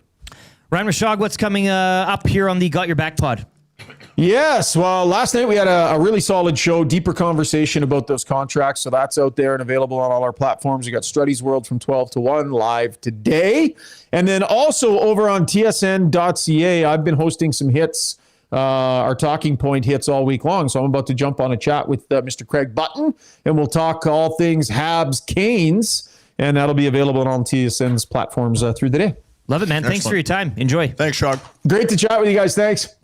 There it is. TSN's Ryan Rishaug, Got Your Back podcast, joining us every Wednesday at around 8:30 on the Nielson Show here. Dustin Nielson, of course, in Kelowna with the Memorial Cup coverage. Dave Jameson in for him. Lieutenant Eric, YouTube Trev with you as well. Still time to vote on YouTube Trev's trade of the day on the YouTube Nasty Chat. McDavid for Quinton Byfield, Adrian Kempe, a 27 first and a 28 first and second. 44% say yes, you pull the trigger from an Oilers point of view. So look at that, eh? We're flirting with 50. That's a win in my books. That's a win in my books. We're just going to keep better and better as the week goes on. By Friday's show, he'll be getting shipped out 100%. Yeah. Yeah. You'll have some sort of deal concocted. That's right. There'll be a groundswell of support, like a full... Yeah. And then it won't be us running him out of town. It'll be the listeners and the viewers, the fans. And then we can just say we didn't do had it. Nothing to do with it. Nothing to do with it. Let's get into the wrap right now for William Huff. If you want your place to look as good as ours, and hey, why wouldn't you? Check out the team at WilliamHuff.com. Bruce Simpson and the team in business since 1952, so you know they're incredible what they do. WilliamHuff.com. Gentlemen, what did we learn on the show today? You pull anything? I know, Rishaug's story. Pat said it was. I remember that when Shoggy told that story the first time, and it was just as spellbinding then. So I think he's probably brought that up before. I learned that I both appreciate, respect, and will use the term gently inconsequential. That really stuck in. God, that is so nice. You put gently in front of everything, like. And you can say virtually anything. Anything, yeah. Yes. Any CFL fantasy team name you want. Gently inconsequential. Gently Kepley's bone. Yes. Trev, what did you learn today? You're not supposed to rinse your mouth after you brush your teeth. Yeah. Keep that fluoride. It makes total sense. Keep it in there, baby. Not like a car wash where you put the soap on and then you wash it off. You leave the soap on and it does the work, in there. Let's get to your sound of the day. It is a Club Beat Loop remix from the Vault. Unlocked during Kind of Easy Trivia this morning. How does it feel to beat Canada, first of all? Very nice. Unbelievable. Oilers goal scored by number 97, Connor McDavid. Do you want the NFL back in Los Angeles? Hell yeah, why not? You like that? Do you like that? You feel okay? Sekera snaps a shot for the save. Sekera chance, he scores! Spinal. Andre Sekera, overtime winner! Sure you're okay? Yes. Good. Harry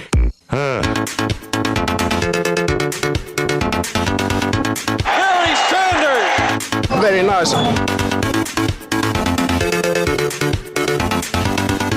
He is in! Okay then.